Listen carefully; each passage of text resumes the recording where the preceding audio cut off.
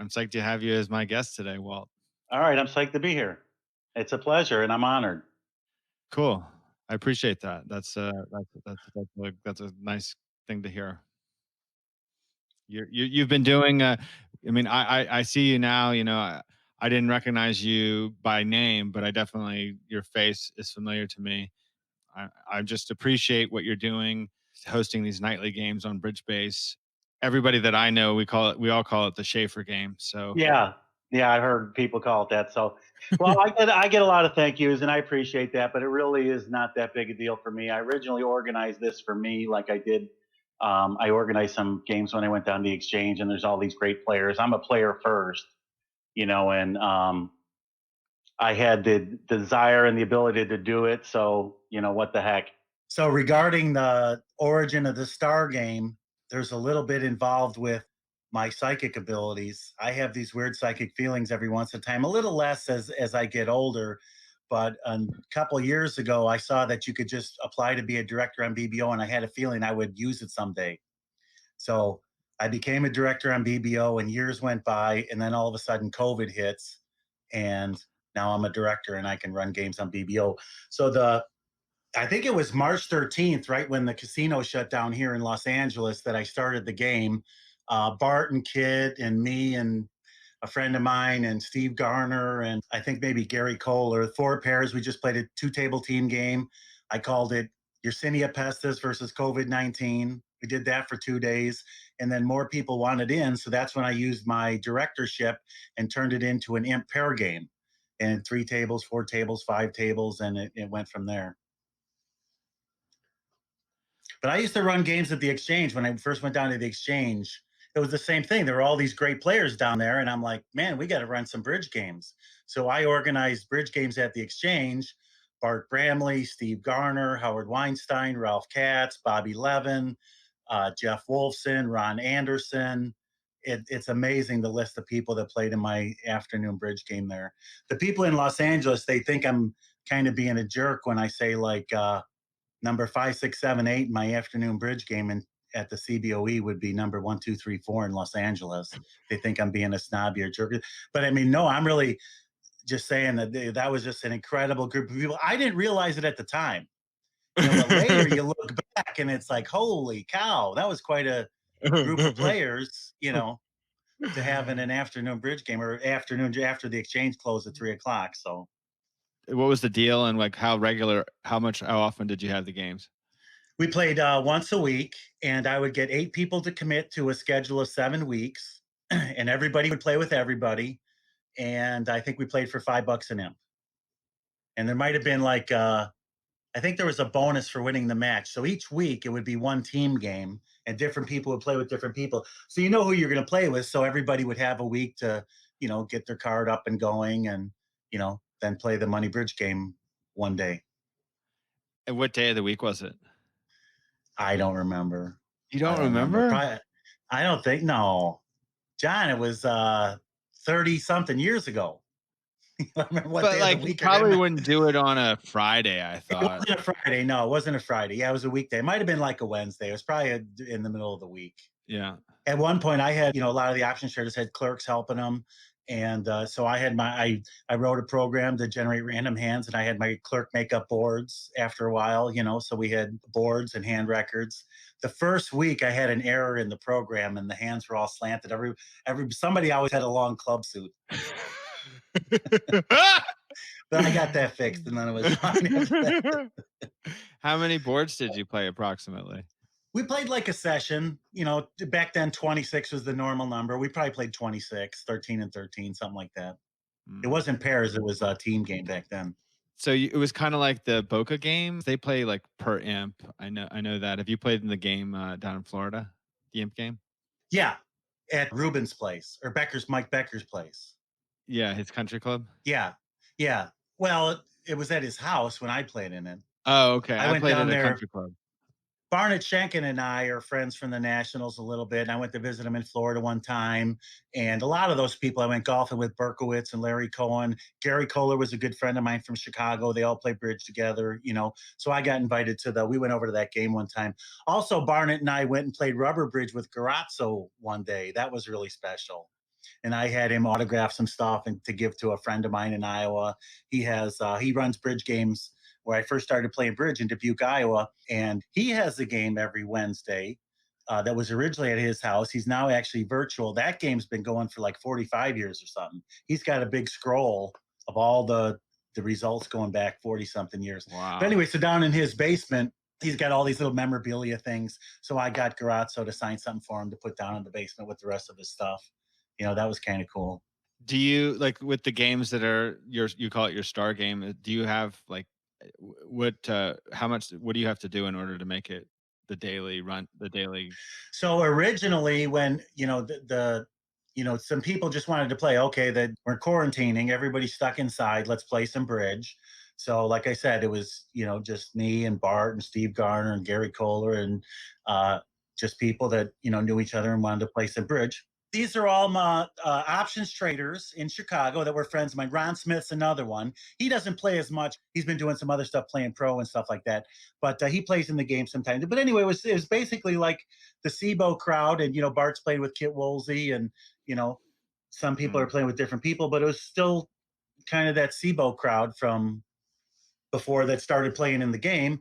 And at the beginning, I did a lot of work sending out invites to people. Yeah. Some foreign people showed up, and it got bigger and bigger. And then it got actually a little bit too big and started to get watery. And some people complained, this so and so doesn't belong here. And Mm. I had to thin the field a little bit. And boy, did I get some nasty comments from some people. Oh my And god. I mean, I had one pair send 3 different people after me saying, why aren't they in the game? What are you doing? Da da da.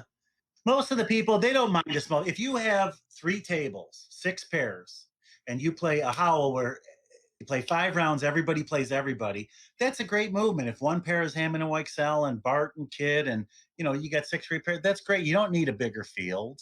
Yeah. A big field is nice if you're talking about the blue ribbon pairs and stuff. But if you're talking about, like the Cavendish is 40 pairs, that's prestigious. Same thing. Yeah. It doesn't have to be big. So at the beginning, there were a lot of people complaining, and they said, we want less boards. We want this. We want that. And I said, look, if you want a meaningless event, they got those speedballs starting every time. This is supposed to be better players playing a full session of bridge, and Kit Woolsey, to history, he typed in, I'm with Walter on this one. So I moved the start time up an hour. It originally started as 32 boards. I was thinking, well, people are used to playing 3 hours and change. Let's play 30. You can get 32 boards in the time that it would 26 in a club game. But it was starting late, and people said that's too many. So I cut it down, and it pretty much became 25. Some people used to whine about if it was more than 25. But now, if it's a small number, 4 tables, 5 tables, and I have to run 27 or 28 boards to make a good howl, that's fine. That was the only thing, the slow play. So I have come up with a good solution. At first, it used to freak a couple people out. I think you may have been surprised when I claimed for you. But so Yeah. I can see the table. So, and I know what the results are. I usually finish very Yeah. quickly. So if there's a table that's slow, I wait. And then if there's nothing left to play, I claim for them and catch the slower tables Right. up. And so that speeds things up. That was the only thing that people really complained about was, slow play. Like Sal could be really slow sometimes. A couple of the players, Bart and Kid have their long auctions. Sometimes it slows them down. So you're actually involved in running the game every night? Like you have to be physically on your computer on BridgeBase in order for the game to happen? Yeah. So BBO is bad software. In fact, just this weekend, I found out that what they told me is not true. They told me something about, if you're going to, I had to get permission to run howls, by the way. And BBO wouldn't respond to me.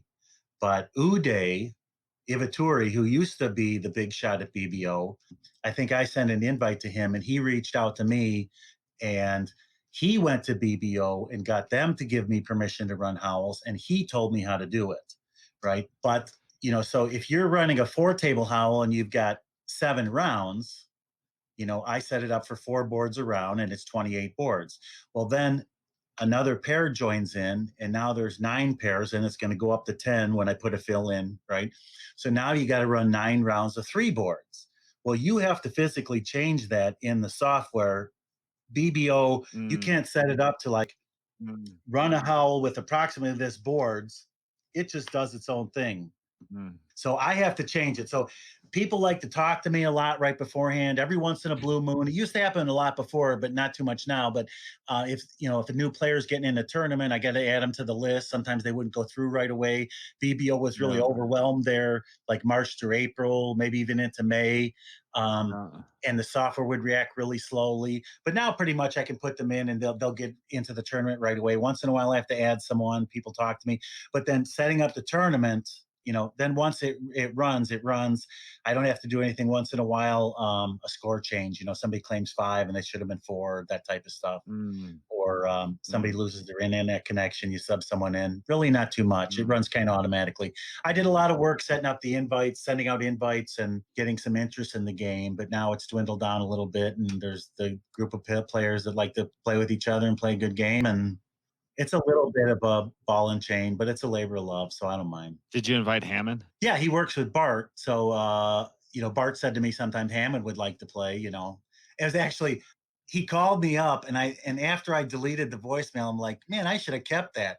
He calls me up, Walter, this is Bob Hamman. I want to play in your game. I think we should throw a little money in the pot though, and blah, blah, blah. Give me a call. So, you know, Bob Hammond calling you up, hey, can I play in your game? That's kind of nice. Yeah, so they played a lot for a while. Every other day they were practicing up for the nationals or something, Yeah. and now they haven't been around that much. But I think everybody's going back to work a little bit now. I played rubber bridge against Bob. I don't think I ever played with him as my partner. Sometimes I'll go to New York to play in the Regency game, dollar a point. And I remember the first time I played against Bob, he was in 3-0. And I was just sitting there in awe. I'm just like, he's gonna make this. Like I'm defending. He's gonna make this. And I had ace king of diamonds with some length, and he played a diamond off the dummy, and I ducked, and he played the queen, and that was his ninth trick. And I don't know if he could have made it if I had risen. I don't. If you hopped up and didn't give him the tempo, Yeah. yeah. So, but the thing is I'm saying this because I've never played with Bob and my partner until in one of your games the other night. I got to play with him for the first time. I've never played with him. I've never played with him. I might play with him sometime. Um, here's my little Bob Hammond story. I told him this story when I was in Dallas at his company. Bart, I told you Bart works for him, and Yeah. I went to Dallas for a little while, hang out with Bart and another good friend of mine. And I was down there, and I told him this story. So I played against Mexroth and Rodwell and Hammond and Wolf them twice, and I lost both times. And I always played against Mexroth and Rodwell, and we had some good matches. I don't think I ever played against him face to face, other than a pair game. But in the Risinger, I always Mexroth and Rodwell were a little bit of my heroes. I played Fox and I played a strong club system that was we had their notes, we played their system basically, changed it around a little bit. But I always thought Hammond and Wolf were kind of old school. Yeah, Bob was a great player, but even back a long time ago, I didn't understand how great a player he was. Mexroth and Rodwell were the bigger names on the team. We played Yeah. against them in the Risinger one time. So Hammond and I were in the same contract, 4 of a minor. And I went down and he made it. And at some point in the hand, he let a loser from his hand and pitched a loser from the dummy. And they wrote this up in the Daily Bulletin, and it was an early day of the Risinger, so it didn't really matter. And they didn't mention me, so I wasn't, slandered or felt bad that I hadn't made it or anything like that. But I'm looking at this and I didn't even understand what the point of the play was. And it's like they're giving this clown credit for some nonsense play. What kind of nonsense is this? They're writing a story about the great Bob Hammond. He didn't do anything great here. So Fred Gittleman had written his BridgeBase software. BridgeBase Yeah. Online wasn't out yet, Yeah. but he wrote this double dummy software. He was a player. It was a tool for him, right? A friend of mine in Chicago bought this software for $200, which was a lot of money back in the Wow. 80s, right? Yeah. So it has this manual that's like 3 inches thick, and the manual it's typewritten, not like no pictures or graphics or anything like that. Oh It's my just written gosh. on a typewriter, and you have to be like a computer programmer to understand how to do it. I mean, it was Fred's, BBO was a little bit idiosyncratic, but it was Fred's personal way of doing things. And, he couldn't make heads or tails out of this software. So he just gave it to me, right? He says, see if you Oh, can your figure friend. out this Okay. thing. Gotcha. Gotcha. Yeah. Gotcha. So now I get this software and I'm looking through the manual. So I figure out how to do a couple little things. I'm a math geek computer guy. So it was really hard to work, but I was able to figure out how to do some things. So one of them was like, play a hand. So I put this Bob Hamman hand into the BridgeBase software when I get home from the Nationals. And I've got this little Toshiba laptop and I set it going.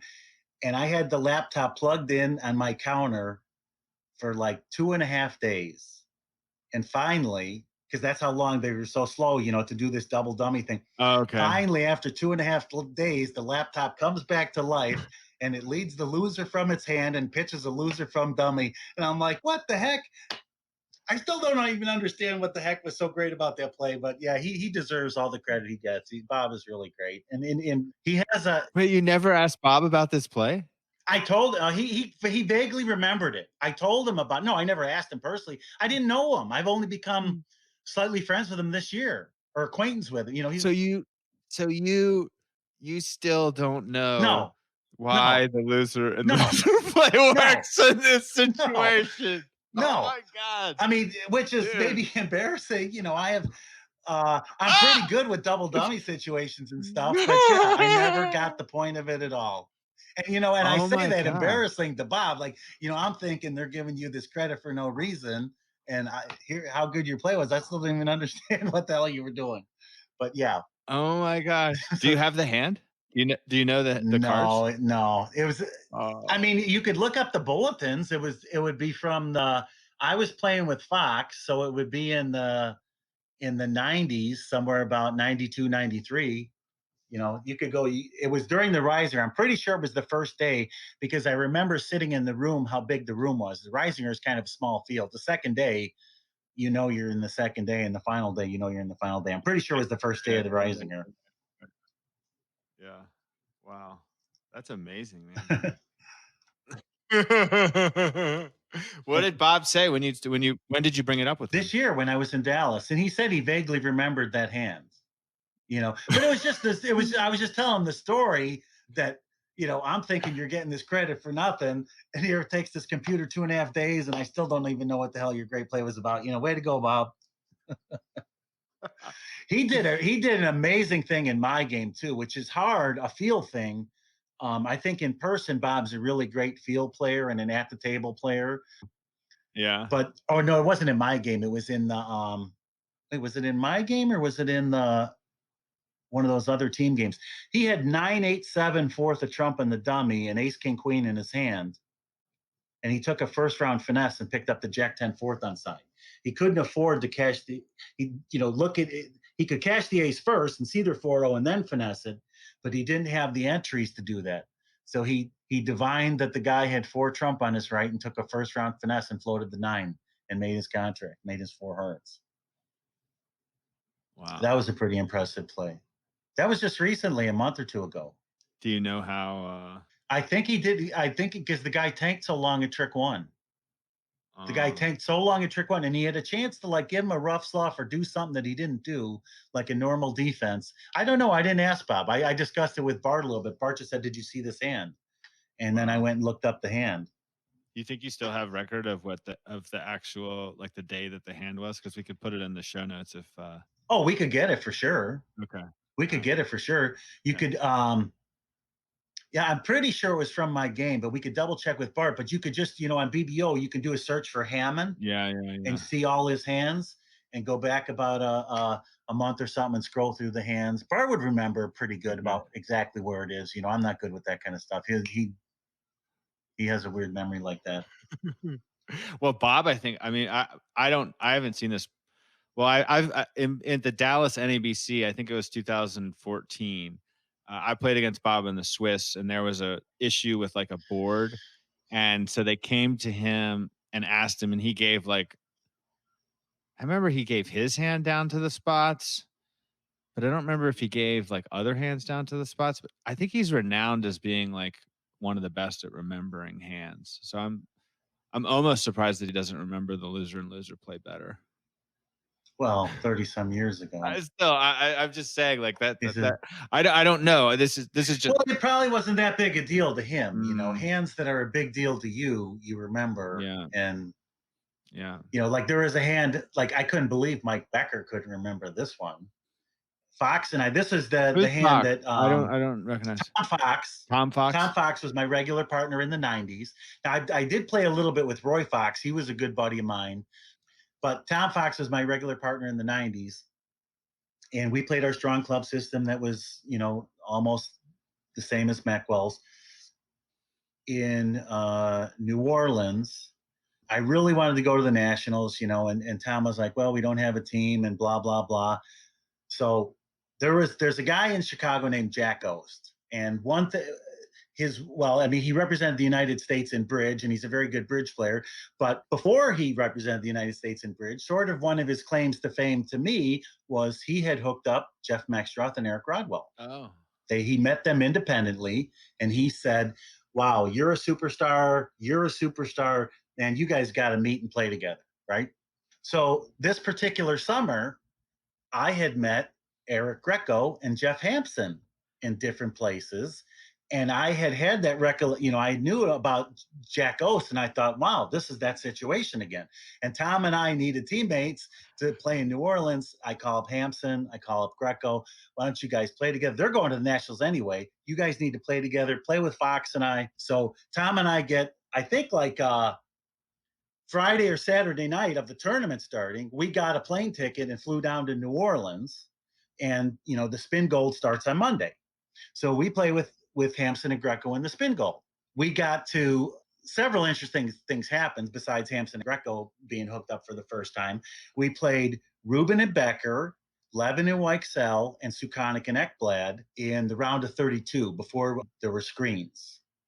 And this is when I was at Mike Becker's house. He and I were never buddies or anything, but when I was at his house for the money game down there visiting Barnett, I asked him about this hand he didn't remember. And I had always said this was, like my proudest moment playing with Fox. It was the second quarter. It was like the second or third board. I opened two clubs. I don't know my hand exactly, John, but I was 3-3-1-6 with the stiff jack of diamonds, king, queen, 10, 6 of clubs, and a 10 count. Okay. okay. So I opened two clubs at favorable, precision yeah. two clubs, showing 6 or more clubs. Really borderline. And now it goes pass, 2 diamonds, and we play all our artificial stuff, pass, 2 hearts, pass, 2 spades, etc. And after I showed my hand, and I showed a minimum with a singleton diamond, okay, no 4-card major, and a minimum with a singleton diamond, my partner bid 4 clubs, which forced me to bid 4 diamonds. And now the next bid he would make would be invitational to slam. And it went pass, and he bid 5 diamonds. And immediately I'm like, wait a minute. Because we had a way to show a 1 suit. If he had a slam try opposite a minimum with a singleton diamond, he would never have started with 2 diamonds. So immediately something funny's up. And now Mike Becker goes, can you explain the auction, please? No screens. And no screens. And Tom and I would be the one to just explain the whole auction rather than, because there's so many alerts, we're like Bart and Kit, with these 10 bids and stuff. Rather than Tom explain my bid, then I explain his bid, then one guy would do it, right? So on this particular time, Tom does all the talking. I don't know why, but he is. You passed out 5 diamonds? No, it's live auction. 5 diamonds. He says, I want to know what the bidding means. Because obviously he's thinking of doubling us. And I know something funny's going on because my hand. So Tom explains to him that I showed 4 diamonds and a void in hearts and a maximum. And now, while I'm sitting there, going, oh, I know exactly. He missed up 1 step. I know exactly what he did to make him think that that's what I had, right? So Mike Becker's sitting there with the ace, king of hearts. So he thinks the dummy showed a void in hearts. And, so now he's making a slam try in diamonds because we just hit this perfecta. Fox has got nothing in hearts. And, so he passes. It goes all pass. And I go, well, there's some misinformation here. This is what I actually showed. Director. So the director comes over, pulls Mike back away from the table, comes back to the table, says, okay, play it out. And Tom plays it out and he goes down 5. And the director says, the contract was 5 diamonds doubled, scored up as 5 diamonds doubled, Even though it wasn't doubled at the even table. though it wasn't doubled. Right. He's letting Yeah. Mike Becker double after the fact. So, Yeah. which is fine. But I immediately thought, I'm not going to do anything now, because we're playing a big match and, we just had a disaster. We're going to do everything professional. But we're going to talk about this later because why don't we get to know we're doubled while we're declaring it? We Mm. should know that we're doubled. That could affect Yeah. how you play the hand, right? So that Right. didn't seem right to me. So anyway, Yeah. end of Yeah. story. I knew I was right. I knew Tom was wrong. I didn't say a word to him. He didn't say a word to me. We went on and played the rest of the quarter. The score of that quarter was like 30-18, and they scored like 17 imps on that board. Wow. Neither one, and then we beat them too. We beat them every quarter and ended up winning by 50 something. So to me, that was the proudest moment that Tom and I had this complete disaster, minus 1100 against a part score, and just took our lumps and didn't say a word and played tough and beat them that quarter and beat them the match. And So did you ever say anything about the how you to the director about the doubling thing, or did you just drop it? no, because so as usual, we finished before our teammates. So as soon as I walked out the door, I said to Fox, Mhm. Hey, don't you, would it have mattered if you knew you were doubled? He said, no, I thought that didn't make any difference. I'm down 5. So that was the end of that. Wow. Minus 1100, and don't worry about it. Dude, We had that's a great another really story. interesting one in that match too. Bobby Levin's a good friend of mine, but everybody knows how much he likes to call the director on people. And he outright accused me and Royce of cheating him one time, which I kind of don't blame him. I mean, we're playing in the Risinger finals and it went pass. And in my usual ways, I don't like the pass in third seed. It just never seems like a good idea to me. So I opened the bidding with some nothing, and it went pass, like sell pass, and now Royce bid with nothing. And now they bid around for a while. So it basically went like psych pass psych from his point of view. So, he thought, well, they must have known what they were doing or, so, but anyway, in this match, Bobby, if you're listening, I apologize, but this is where I gave him the nickname Baby Levin instead of Bobby Levin, because we beat them by playing great. And the next morning when I'm going to play, Bobby and I are getting in the elevator together, and he was whining about how lucky Hampson and Greco were, Yeah. and I didn't think that was exactly right. And then he goes, and then that hand you and Fox got the 4 spades instead of 4 hearts, right? So there was some hand where, because of the system that Tom and I play, I think I opened a spade and we both had 4 hearts, but he showed some game force with 3 spades immediately or something, right? So we missed our 4-4 heart fit. Or no, actually, yeah. So, but they got to the 4-4 heart fit. We got to the 5-3 spade fit. So anyway, hearts go 5-0 and spades are 3-2. So he went down in 4 hearts and I made 4 spades. But so what happened when I was playing the hand, I like drew trump and I led 1 heart or something. So I see the hearts are 5-0. So I played the hand out in 4 hearts while I'm declaring 4 spades because I thought they might get the 4 hearts. And so I see the hand and it's not going to make any difference. As the way it turns out, the guy with 5 hearts had 3 spades. And you had all the heart spots. You had like literally ace, king, queen, 10 opposite jack, 9, little. So you could cash 3 spades and they lived, and then rough a spade high, and you had all the spots, right? So we're in the elevator, and everybody says, yeah, and you guys get the 4 spades, and we get the 4 hearts. You're so lucky. The spades are 3-2, the hearts are 5-0, And now the elevator doors open. And I go, but Bobby, you were cold. And he goes, what are you talking about? And I said, well, the guy with 3 spades, or the guy with 5 hearts had 3 spades. If you just cash your 3 spades, you can rough the spades high and you're cold. And the doors start closing. And he goes, I think he had me out spotted in trumps. We had all the spots. I was the declarer. We had all the spots. So that's when I thought, oh, come on, Bobby. We deserve, pat us on the back. We beat you. So So he used to play with Weissel. Bob used to play with Peter Weissel. Yeah, yeah, they Oh, were a regular partnership for years. They in that team. That was really it was a nothing situation in the sense that we beat them in a spin gold match and we played another couple days and then we lost, and it's not in the paper or anything, but they had won the spin gold in Vanderbilt before that team and we beat them by like 50. So to me that was one of my first big wins, like beating that mm, team in a real match. you right. know that was a big deal. Fox and I played great. Hampson and Greco played great from day one, right out of the get-go, until we lost. They literally had one bad result in the third quarter in the match we lost, and then they lost their minds in the fourth quarter. And I think they recovered from that quite nicely. I think they gave up their steaming or whatever you want to call it. But in the third quarter, Fox and I played Ed Manfield and Kit Woolsey. They used to be a regular partnership.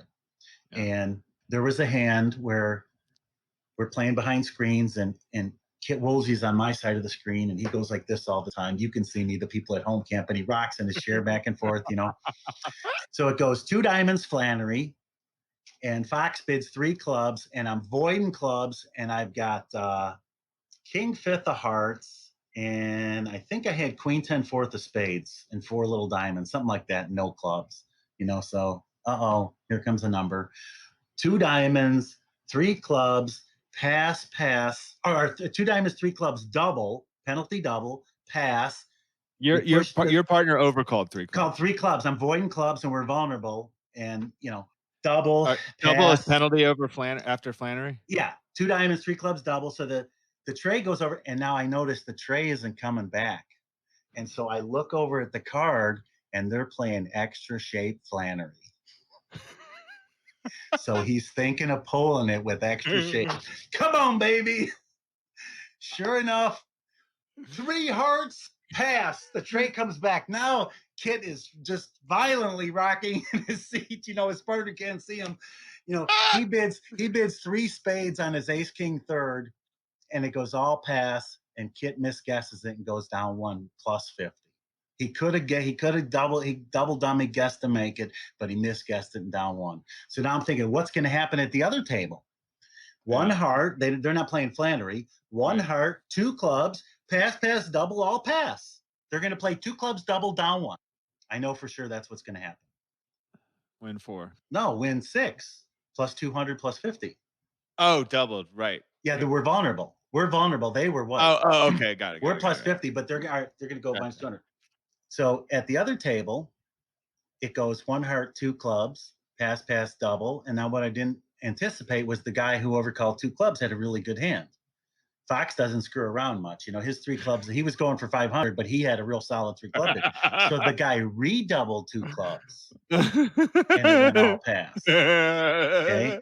So now this is the hand where Hampson and Greco lost their mind. Eric Greco had ace, queen, jack, 10, 6 the hearts behind the king 4th or king 5th, whatever I had. Yeah. Right? Yeah. And so Hampson leads the ace of spades from his ace, king 3rd. Hampson had Kit Woolsey's hand on my right. Yeah. And then he doesn't switch to a heart. So Eric Greco throws the queen of hearts away, like, partner, I got all the hearts, lead a heart. Well, he didn't lead one because he didn't have one, Eric, Yeah. and then Eric ended up throwing another high heart away. And then he got end played in hearts. And the guy, like with king 9, 4th of hearts, he got in front of the ace, queen, jack 10, he got a heart trick or something. So instead of 2 clubs redoubled down 1, it was 2 clubs redoubled making. Oh my gosh. So this was one of the last boards of the third quarter, and Hampson and Greco. So now, and that was like a 20-imp swing, and I think we were down 5 or 10 or something like that. The match was still a photo, but they just lost their minds in the fourth quarter. And I don't say this like with malice or anything. They had a huge disaster, and maybe each one thought it was the other one's fault or whatever. But they were trying to win in the fourth quarter, but they were trying to win in a way too aggressive, crazy way. I remember that we played Boyd and Robinson the fourth quarter, and I opened 2 hearts on a hand, where at the other table they opened 3 hearts, I think it was. So it went 2 hearts, 2 no, pass, like 3 spades, pass, 3 no, and the guy swished it with like 6 5s. Okay. But the other table went 3 hearts, 3-0. And so the guy pulled the 4 spades or something like that. I don't remember exactly. But the guy at our table, he had a chance to bid his 2 suits and he didn't, you know. And they I think their 2 suits are spades and diamonds. So they played 3-0 going down when 6 diamonds is excellent. 6 diamonds is on either a finesse or a 3-3 break. Well, Hampson and Greco bid 7 diamonds, leading a finesse and a 3-3 break.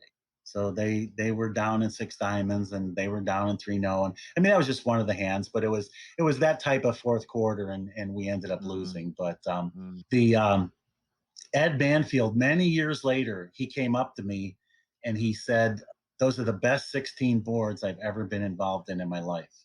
The 16 boards that Fox and I played against he and Kit Woolsey. Other than the 3 spades down 1, it was almost like everybody played perfectly on every hand and all 15 hands. It was really like it was a close match and everybody was fighting hard. And, you know, it wasn't like there were amazing plays on any hands or something, but I was kind of surprised to hear that later. But, you know, I remember that being a significant set of boards. You know, that whole match was really. What round of the spin gold was this? That was the round of 8. And how it was against were, Richie Schwartz's team. Yeah. Richie Schwartz, I forget who he was playing with, but he had Woolsey and Manfield and Boyd and Robinson. Was Kit still living in Washington at that time? You know? Yeah, that would have been in the 90s. Yeah, Kit and Manfield, they were from the Washington D.C. area still. Yeah. And how old were Jeff and Eric at this juncture? Like 20 to 25. You know, probably not 20. I mean, but early 20s. Because I was only 30 something. I was only in 96. I was 32. It wasn't 96.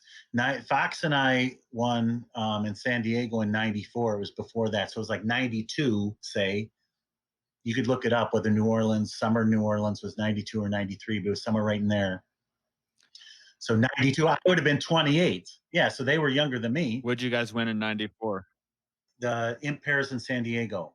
That was my first win, Fox's first win, and all the 3 nationals I won and the BS World Championship I won. They're all really interesting stories, and a couple of them involve Bart. This one does. So the mutual friend that introduced me to Bart was on my team one time in a spin gold, and he and his partner played like absolute shit. We got knocked out the first day. Okay. Thank you very much, because we entered the Impairs the next day and won it, you know, rather being stuck in that lousy spin gold. We played the first day and we had 2 good sessions and we played well, and we're somewhere up there high, but you know, you got the carryover. The third session, we have a big game and we're second overall with 1 session to go. So Bart's playing in the spin gold and he's out the fourth quarter because it's, you know, it's the second day of the spin gold. They're probably winning by 100 or something. He usually plays the fourth quarter, but he's out on this day. And I remember, like, he finishes, they get done with the third quarter and they compare. And now he comes looking for me. He wants to see, you know, how I'm doing and stuff. So I'm out in the hallway going to the bathroom. He's, "Walter, how's it going?" I go, "It's over." He goes, "What do you mean it's over?" I said, "It's over. We won." He says, "You're claiming victory halfway through the session?" I'm like, "Yeah, it's over, Bart." He says, "I got to see this." And he came and kibitzed us the rest of the session. And we just kept beating him and beating him, beating him and beating him. And I think we had 150 and second had 100, something like that. You said like you played the first day. So yeah, we played the first day and we had 2 good sessions, you know, but it's okay. So we're up there 10th, 20th, you know, somewhere in good shape. We're going to get some carryover. That's all that really matters. I don't really remember. But the third session, the first final, we had a big game and now we're in second. Okay. Right. So going into the last session, we're in second. And that's when I see Bart in the hallway when he gets done with his third quarter. And, you know, "Walter, how's it going?" And I said, "It's over." He said, "What do you mean it's over?" I said, "We won." He said, "You're claiming victory halfway through the session?" "Yeah, it's over, Bart. We won." So he says, "I got to see this." And he came and kibitzed and watched the rest of the session. And we didn't like add a ton more imps, but we just kept adding more imps the whole time. And we ended up winning like 150 for us, 100 for second, you know, down the road from there. So it was, yeah, the headline said, "Chicago area traders run away with Impairs." So it was good that it was a blowout. That felt Yeah. good. But you knew it. You knew it. Even though you were Oh in yeah. second going into the final session, you Oh, were killing in it. the halfway through the final session, we're like, plus 40 or 50. I mean, the other pair could be having a monster game too, but Yeah. you can't control the other field. But I mean, it's going to be Right. pretty hard to catch us. And Right. I had not too long ago, I was talking to a woman on BBO that played against us in that event. And she says, "Do you remember playing against me?" Or she goes, "I remember playing against you in that event." I go, "Oh, you do?" She goes, "Yeah, you bastard. You had 7 solid hearts and your partner opened a no trump." And I said, You "Oh, bid and I 3-0. bid 3-0." And she goes, "Yeah, you bid 3-0. It's the only game that makes." But yeah, we couldn't do anything wrong. We bid a slam, it would make. The opponents would bid the wrong game, or we defend right and being just everything. Bid everything game that made. You know, we were just thrashing them. Is Fox still around? I don't know. Yeah, we played through the 90s. In 1999, he quit trading and moved back to Fargo, North Dakota, to take care of his mom. And he still plays some bridge up there, but he went back to do some work. He said he might play, like some tournament bridge when he retires in a couple years. I'm 56, he's 66. He's going to be retiring anytime soon. But yeah, I actually spoke to him a little bit to see if he wanted, come out and play during the COVID thing, but he's actually still working and stuff. So he's not into online bridge. He plays a little locally. That's it. He'll come back. He was a great player. One time he attempted this play and he's 1-0 lifetime. I think he's the only person I ever seen. He had king 9 fourth in the dummy and 10 fifth in his hand. He led the 10. They covered. He ducked and it went stiff ace and then he hooked him out of it. So he only tried it once as my partner and he was 1-0. That was a good play. I always remember that one. Michael Zoo says that you've been playing with Finn Kolesnik a little bit. Yeah, Finn and I played in that disastrous GNT final in California, Oh. the District 22, where they stole $1,000 and the chance to go to the Nationals from us. First time in ACBL history, a team wins both halves of a 3-way final and they lose. And not only that, okay, we win and we're there, and the director says, "Wait a minute, you might not have won." I said, "We won both halves. How can we not win?" He goes, and he's a complete effing jerk. "It's called conditions of contest. If you don't like it, too bad." He says, "This is scored as victory points." So now they scored as victory points and we win. Yeah. And then we leave. And a couple hours later, they found a victory point scale where we lose. So they changed to a different victory point scale and we lose. And we were denied any rights to appeal results that we didn't appeal because we had won. The team that ended up winning had 6 recorder forms filed against it that weekend. And we had things we would brought against the team that we weren't allowed to, that they did unethical things and misscoring. It's a joke. It's a joke. Absolute joke. So yeah, Finn and I played in that. That's what we sort of practiced up to play. We were both in District 22. I left District 22 now. You mean you don't live in District 22 anymore, or you're just right? I don't live in District 22, and I'm not a member of District 22 anymore. Yeah, they can have their district to themselves. It's kind of weird anyway. Los Angeles, north of Los Angeles and south of Los Angeles is District 22. Los Angeles is District 23. Plus 23 is my lucky number. I never should have left District 23 in the first place. Should I ask you about Finn? About Finn's game? Finn is a great player. He's good already, or great, one or the other, but he's definitely going to be a great player. People complained about Finn. A couple people said, "Oh, well, he's got to work on his attitude or something." I mean, the kid's 14. When I played with him in the Grand National teams, he was 14. He's 16 now. Yeah. He was 14. So one of the things that happened was our opponents claim that we didn't redouble 2 hearts, that we were in 2 hearts doubled, not 2 hearts redoubled. Okay, they should have beaten us, but they didn't. Right? But after we make it, they claim we weren't redoubled, we were just doubled. I told them, "Well, I saw you pass out 2 hearts redoubled. I saw you, the guy on my left Ray Osborne, I know him from the local club. He always pulls out the final pass card. I just pick up my cards to signify it's over. I watched him. He pulled out his final pass card. These are friends of mine. I tell them, and they're like, they're denying it. And what did Finn say to him? It was really kind of mild. Um, Something like, yeah, you couldn't remember this, just like you didn't remember the redouble of Two Hearts. They're like, hey, watch it. He apologized immediately. I'm like, oh my God, if I played bridge when I was 14, the way I acted with my friends when we played cards, I mean, it was you give everybody the needle. When I first went to a bridge club, I had to learn that right away. You don't needle your opponents and stuff. I mean, that's the way we played cards as kids. So Finn's behavior to me is like, I mean, I'd give him an A+, but some other people, Right. but Jesus, he's Right. 14. So, Right. no, Finn's great. He's going to be great. He's already really good. Yeah. All right. I'm gonna move back to your learning bridge. When and where? My best friend and I played cards and games, especially, but cards all the time. My dad played gin rummy. I played with him. My best friend, I taught him how to play. We played gin rummy, chess, all those type of games. And then when we got a little older, another friend of ours, the three of us played cards. We ended up playing hearts almost all the time, the three of us. Sometimes we played spades, and his mom played hearts and spades. So a lot of times we played four-handed, pinochle, spades, hearts at his kitchen table. And then one day we're 13 years old. She taught us how to play bridge.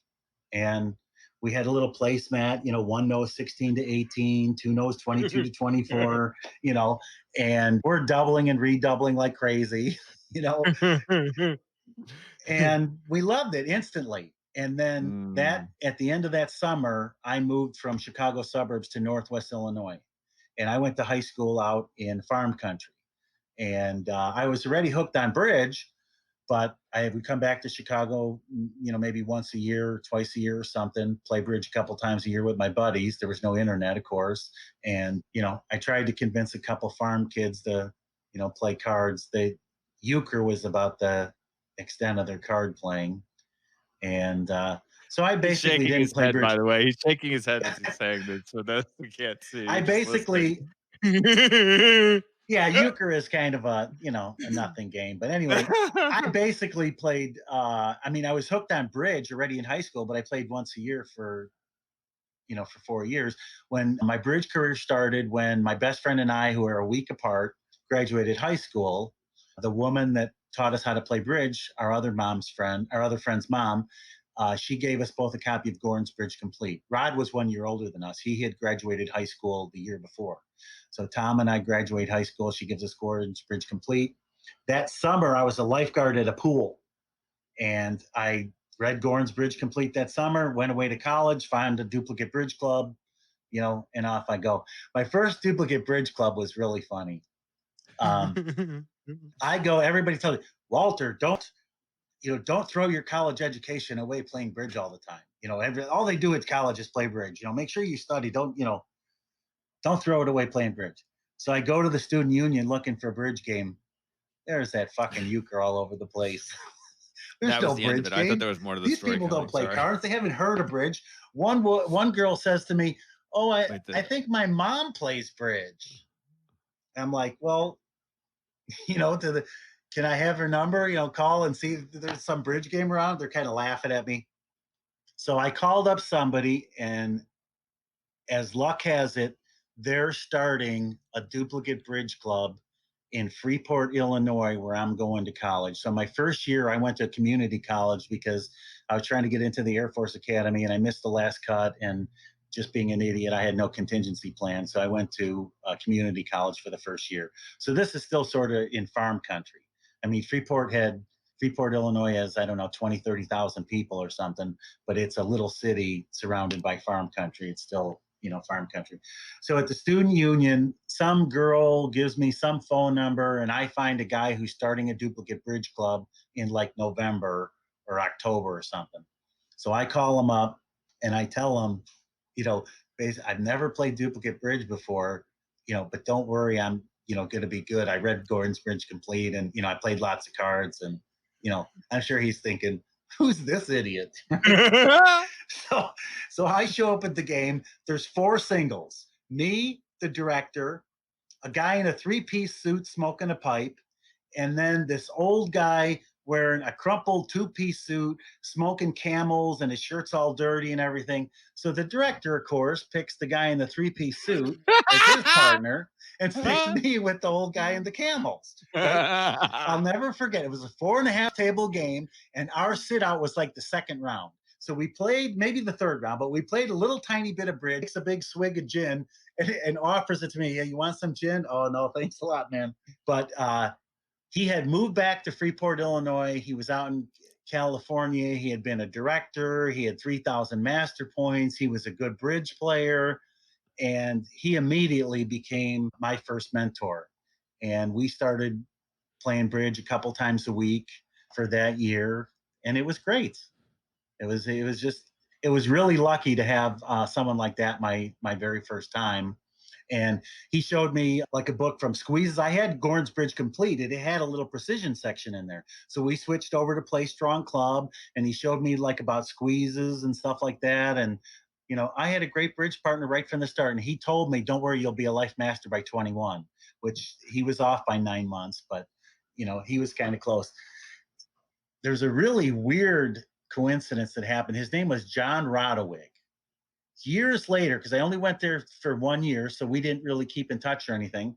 Years later, the ACBL sent out a mailer from Holiday Inn, and they sent everybody a plastic card where you got a 15% discount or something like that at Holiday Inn, and it was a couple pages. So mine's addressed to me. When I open it up, the plastic card says John Rodowig. Do you understand what I'm saying, John? You look. That is the strangest coincidence. How could that happen? Yeah, yeah, yeah, You know what yeah, I yeah. mean? It was addressed to me. Everything says to me, but the card was his card, was glued to my piece of paper that says Walt Schafer on it. And it has his name on it. And then I went to Oh, contact him, and he had died. yeah, That was really yeah. weird. But he was my first mentor. And then Mm. I went to Northern Illinois University, and then I was recruited by bridge players to go trade options at the exchange. Specifically, I went to work for Bart Bramley and Howard Weinstein. And that's when Bart and I became such great friends. And Bart was my second mentor, and he was, you know, an even better mentor, and for a much longer period of time. And that was just an incredible experience to have Bart as your mentor. And like I said before, to have just incredible stable of, you know, world class players all at the exchange. You know, I went. You know, people love, especially when you're young and up and comer, you love talking about bridge, any aspect of bridge. And, you know, hey, Bobby, you know, Bobby Levin, you know, here's the situation. What do you think about? And he'll just stop and talk to you and tell you about what he does after reverses or what you do here. And, you know, that just stuff happened all the time. They were young guys then. Bart was born in 48. So when I met him, he was 39. Yeah. You know, that's still pretty young. I mean, he was still already a great player, but I mean, that's a long time ago. So these guys are still in Yeah. the sort of prime of their career. And it was a different age because, like, you know, Bart and Steve Garner and Bobby, they'd go out to the club games and play sometime. You don't see people doing that anymore. You know, that sort of has died out. But, you know, Friday night, you know, Bart would be in a club game playing David Lehman, Ralph Katz, you know, that's people don't do that anymore. How did you end up getting recruited? You said you went to Northern Illinois and got recruited by bridge players to trade options. Yeah, so an attorney that I played a little bridge with, he was good friends with Ralph Katz, and he knew all the options traders, and he understood that one guy brought another guy in. They backed them. They put up the money for him to trade. They taught him like an apprenticeship, and then they took a piece of what you made on the floor. And actually, Mike Becker, who we previously mentioned, he's the guy that started it all. He started trading in New York, and he brought in a bridge player who was successful, who brought in another bridge player.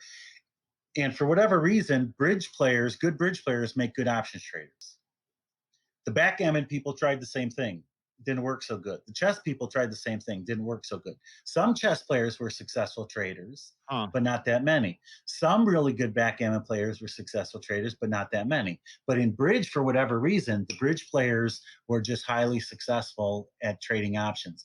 And so it started in New York, spread to Chicago, spread to San Francisco, and I don't know, somewhere in the 90s, at least 80% of the top 100 bridge players in the United States were options traders.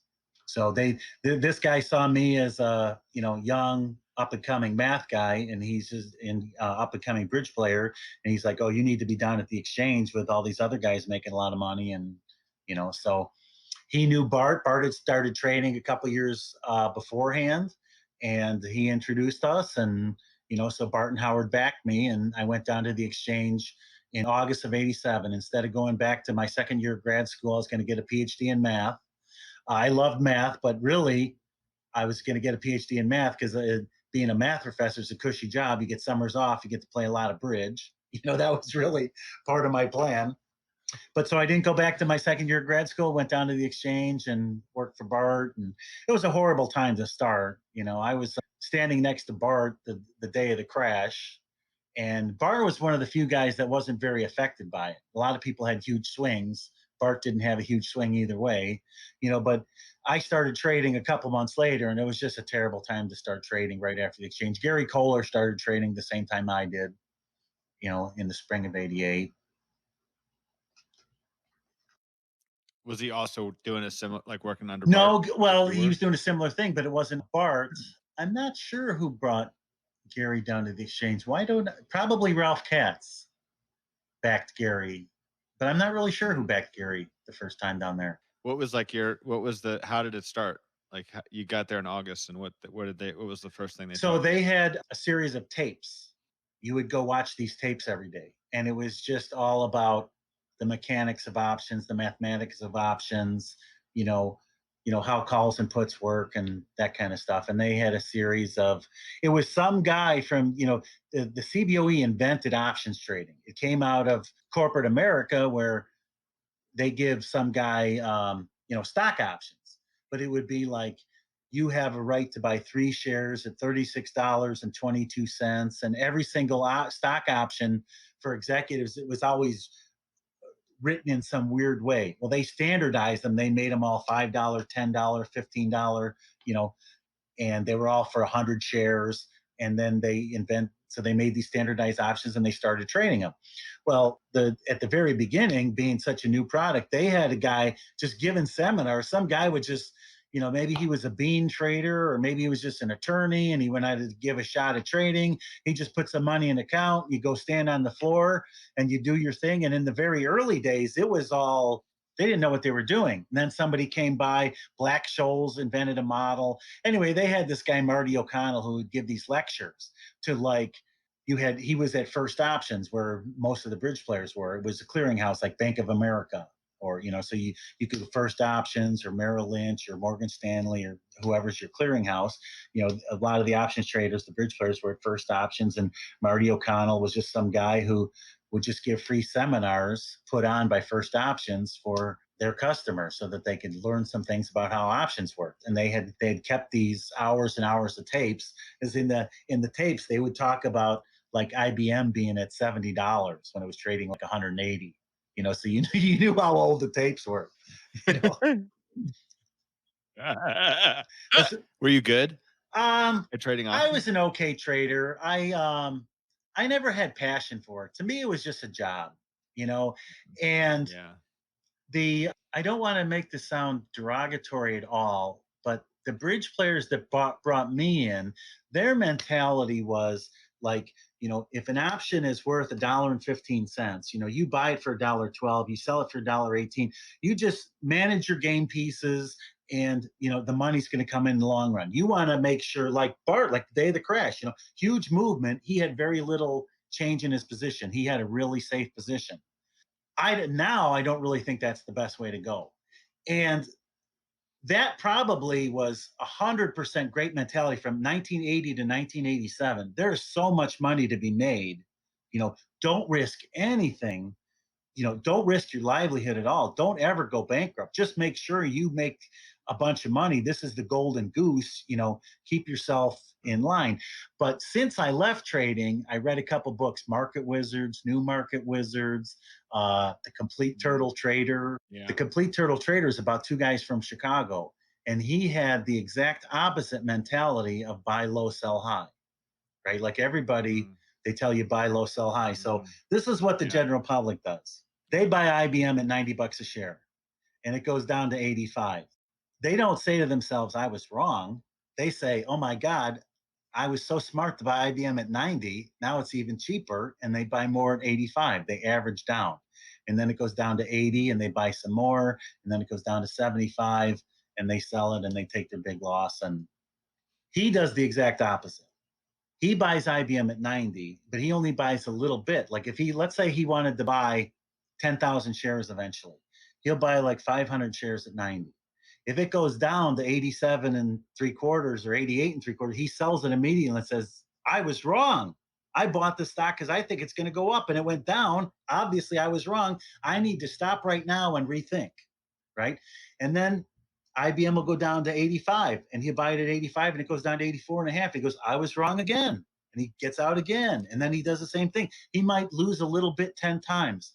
I understand. I'm familiar with the turtles because Okay. I used to work for a hedge fund myself. Yeah. So his mentality was the exact opposite. You buy a little, it goes up. You say, I was right. You buy more, it goes up. You buy more. And then at some point you go all in, which is the exact opposite of what the general public does.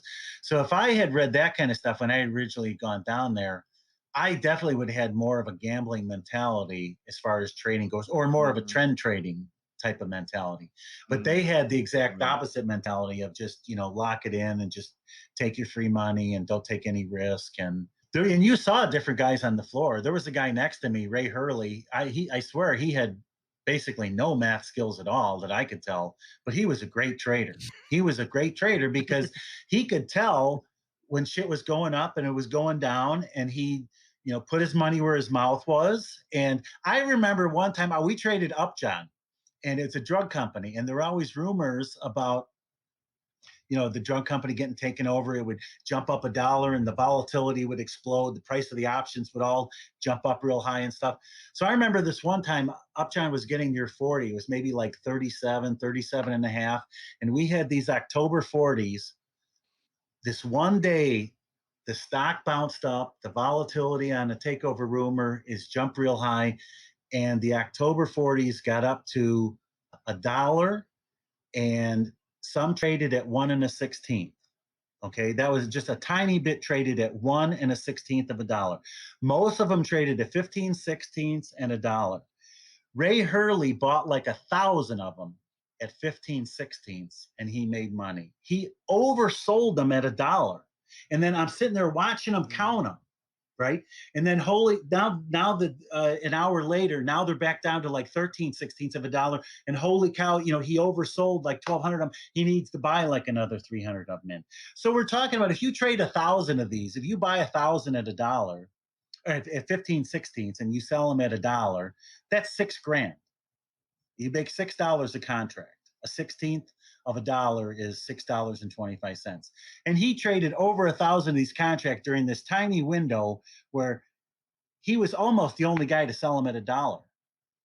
And that was all like, it was all pure momentum on what the situation was. And he was right, So I was never like that though. One time in my career, Morgan Stanley came into the Upjohn pit, and I had seen them be wired over and over and over. And especially, I knew that there was this guy, Tommy Wood, TSW, that worked for Morgan Stanley. When they had one of those important orders, one of those special orders, they sent Tommy over. Okay, not just any broker. So Tommy comes over to the pit, and Upjohn is trading, and he wants to buy these deep calls that are like $4 or $5 in the money, right? So if you're going to gamble, you're going to buy the little tiny dollar calls. They're buying these big calls because they know the stock is going up for whatever reason. So I sold Tommy Wood 100 calls and I bought 20,000 shares of stock.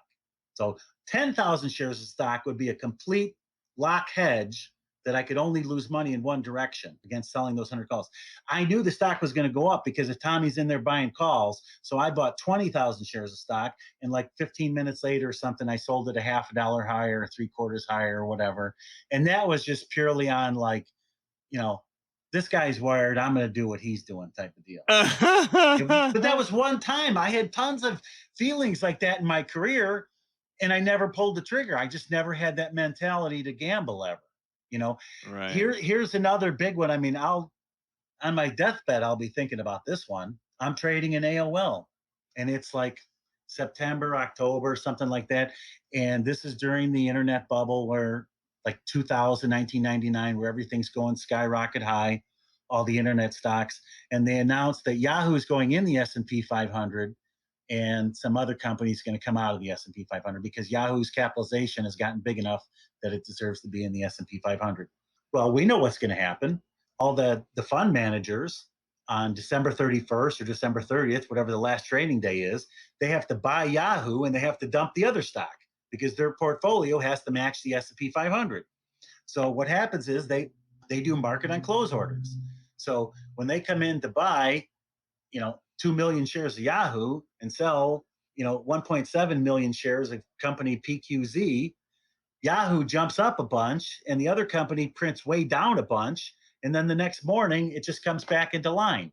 And the hedge funds sort of get screwed out of a bunch of money, but their customers like never see it. The hedge fund matches what the market does and nobody feels like they got screwed or whatever. And it's to some extent, it's not like an intentional screwing. If you come in to buy 2 million shares in one block, of course you got to pay more for it. They got to go looking around for sellers. So they have to move the price up to find more sellers. So as soon as they announce it, there's a guy in my pit, DLL. He goes over to the Yahoo pit. He comes back. We got paper cards. He took the card. He shows everybody.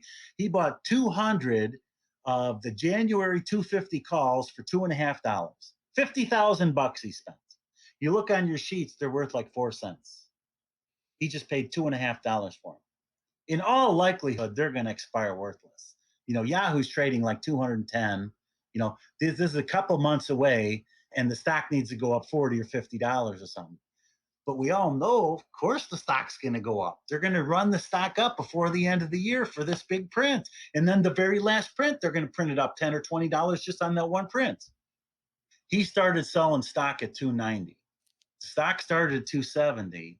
Right. He started selling the stock at 290. He had 200 of these calls. He made $1 million or 900,000 or something, I estimated, on one trade. He came back for the pit. We all knew that was the right thing to do. We all knew what was going to, they told you what's going to happen. We've all seen this movie before.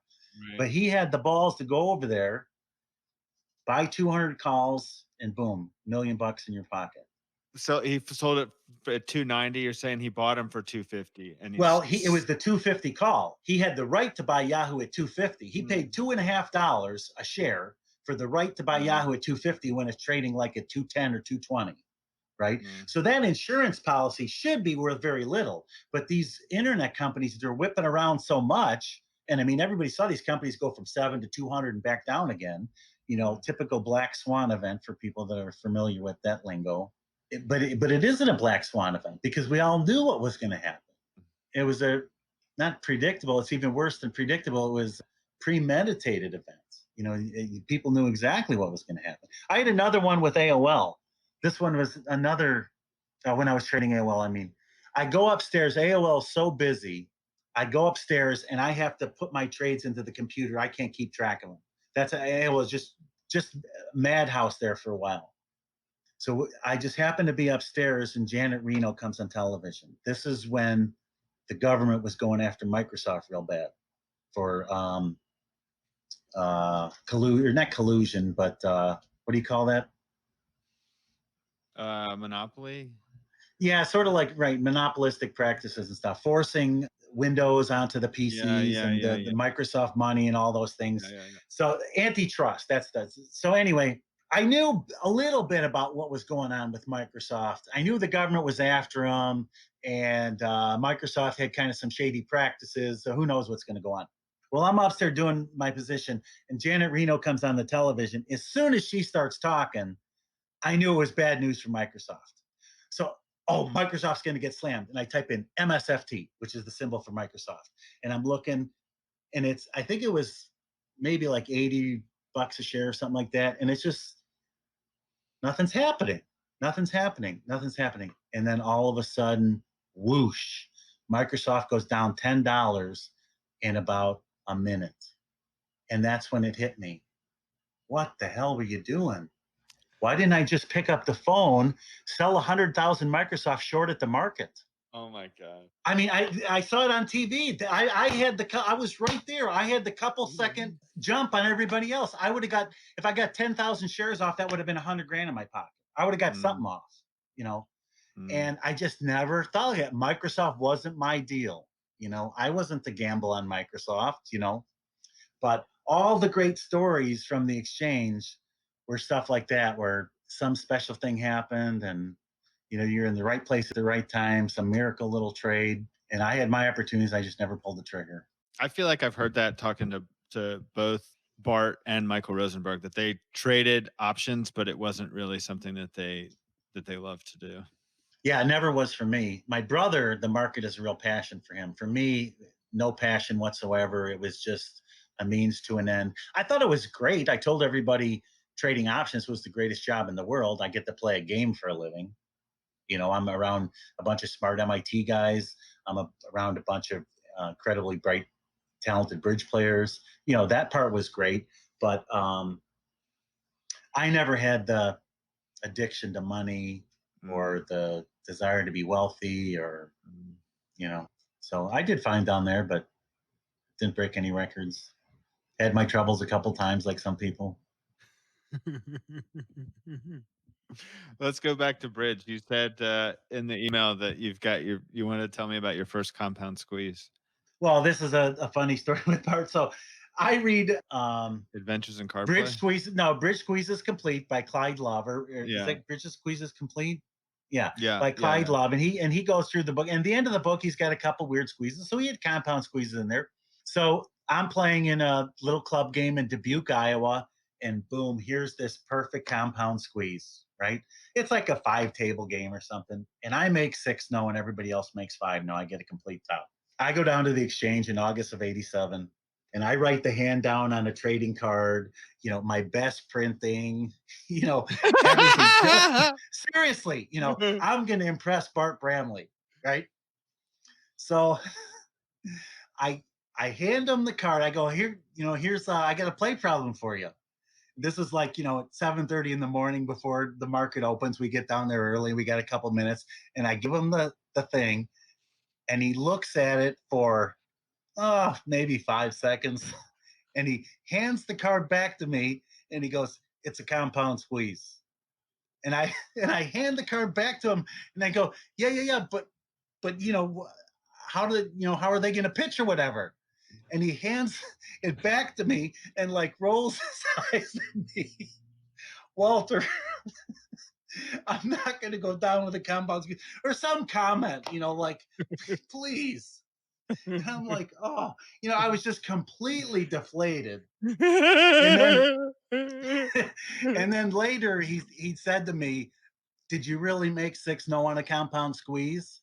And I'm like, "Yeah."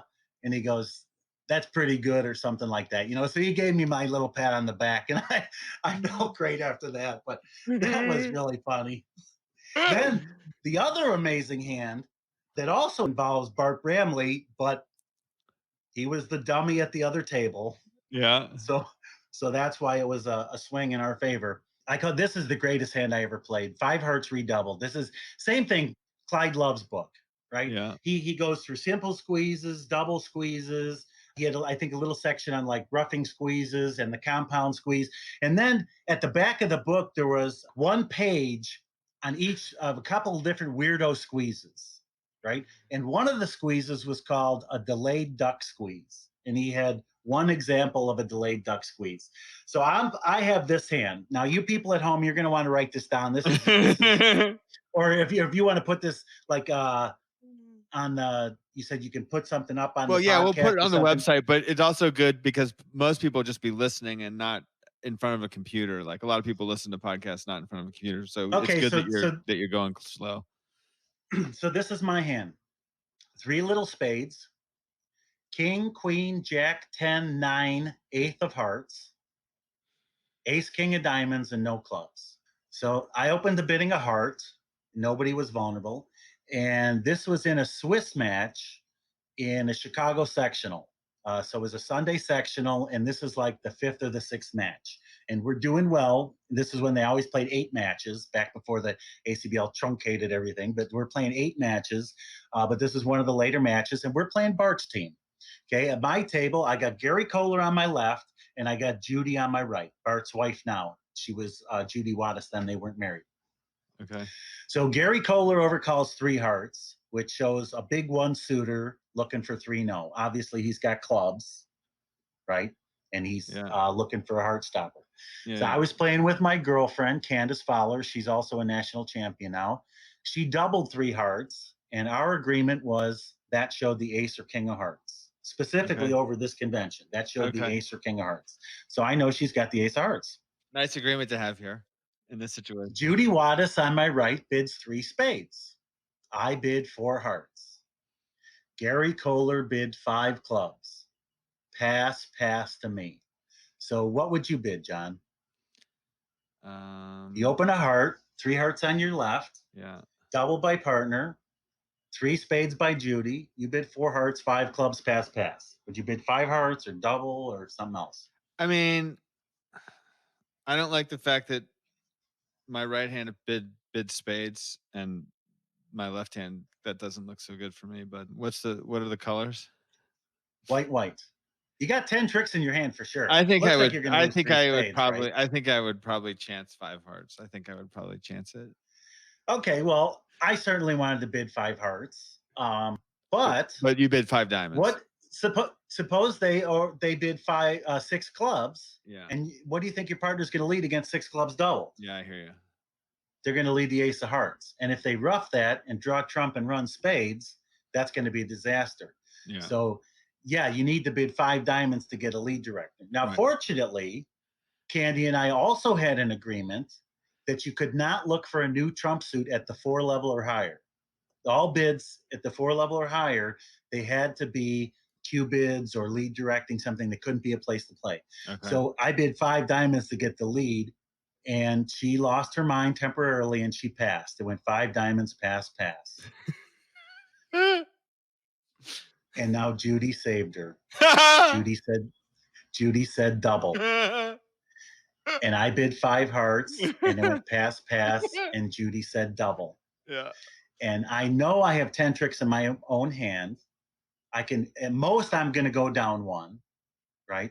After they rescued me from 5 diamonds, there's no way I cannot redouble 5 hearts, just for the extra value, if I happen to make it. But also, one thing I learned from Bart Bramley is, we discussed everything about bridge, and redouble gains most when you're not vulnerable. You were talking me through the redouble, and you said the most is going to go down 1. Yeah, so I'm only going to go down 1, which is good for redoubling. You don't want to redouble and go down 2, right? And after they rescued me from 5 diamonds, the value of redoubling and make it, I mean, the opponents are just going to lose their mind after this. I mean, it's only a Swiss match, but certainly like in a long match, that makes a big difference. But the MPOV Bart calls it maximum piss-off value. If I redouble and make 5 hearts, that's worth a lot. Yeah, so I redoubled, and it went all pass, and Gary led the ace of clubs as expected. So the dummy comes down with queen jack third, ace 7 of hearts. Your hearts in your hand are king, queen, jack 10, 9, 8. So you have everything except the 8 of hearts. 5 diamonds to the jack, and 3 little clubs. Right. So now you're in 5 hearts redoubled, and Gary leads the ace of clubs. So very few people make this hand when given it to them as a double dummy problem. And I'm so proud of it because I instantly saw the solution. I remembered the hand from Clyde Love's book, The Delayed Duck Squeeze. I instantly saw the solution.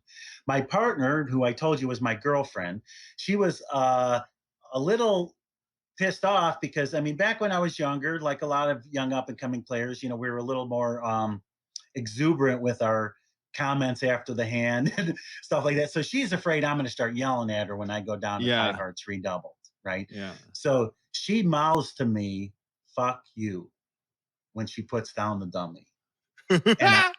And I winked at her because I saw the solution immediately, right? And Gary Kohler led the ace of clubs, and the hand was over in about 10 seconds. And I made five hearts Wow. redoubled, and Gary starts screaming at Judy, and Judy starts screaming at Gary, you know. So five hearts redoubled is plus 1,000. And at the other table, Jack Ost, he was the guy that put Mexroth and Rodwell together. He was playing with Bart. Bart was the dummy. Jack played five hearts doubled at the other table, and he went down one. So the most common play is to just lead a low spade to the queen and a low spade to the jack. If one of the spades is onside, you're going to make it. But if you think about the bidding, you know the ace king of spades is offside. Gary's got his 8 solid clubs. Judy bid 3 spades, and then she doubled. Oh, actually, I said the dummy had 5 diamonds to the jack. The dummy had 5 diamonds to the 10. Judy had queen, jack, 4th of diamonds, and ace, king, 5th of spades, right? So it's immediately obvious to me that I could just run all the hearts and come down to 3 spades and 2 diamonds in both hands, and I got Judy squeezed. If she keeps 3 spades and 2 diamonds, you cash the ace, king of diamonds and lead a low spade to the queen. If she keeps only the ace, king of spades and 3 diamonds, then you just duck a spade, win the diamond, duck a spade, win the diamond. That's why it's called a delayed duck squeeze. She has 2 high spades. I need 2 high diamonds. If I cash 1 diamond, she can set me. You got to cash no diamonds and come down to 3 spades and 2 diamonds in both hands. But in my brilliance, I didn't see that I needed to strip Judy of her second club. So you're just ice cold. You just run on the club lead. You just rough the club, ace of hearts, rough the club, run all your trump, and it's over. I just ran all my trump. So Judy could have set me by keeping her club, but she threw her club away, and then she was squeezed. So Gary is screaming at Judy to tell her to keep her. Why didn't you keep her club? Judy is screaming at Gary, why didn't you lead a spade? He could have led his doubleton spade, and it would have just gone spade, spade, spade rough off the top, and they would have set me, right? So I know this hand occurred in 1987 because I was clerking for Bart, but I wasn't on the floor yet, right? So this was a Sunday Swiss team, and Bart's my boss, and he's the dummy at the other table. So, so they lose the match. And we went on to win the event, by the way, the sectional Swiss. Not that it's a big deal, but it matters to the story, that the hand was part of winning the event. Yeah, sure, man. Like the Helgamo hand, when he got the Bowles Prize. Yeah, Yeah, we won the event, yeah. and he got the Bowles Prize. It just makes it better. But so we ended up to win the event. But the next morning, I go into the exchange. As soon as I walk through the door, Walter, I come over, Walter, when did Judy pitch a club? And I start thinking, and I go, oh, Bart, it was her first pitch. And he put his hand in his head and just shakes his head a little bit,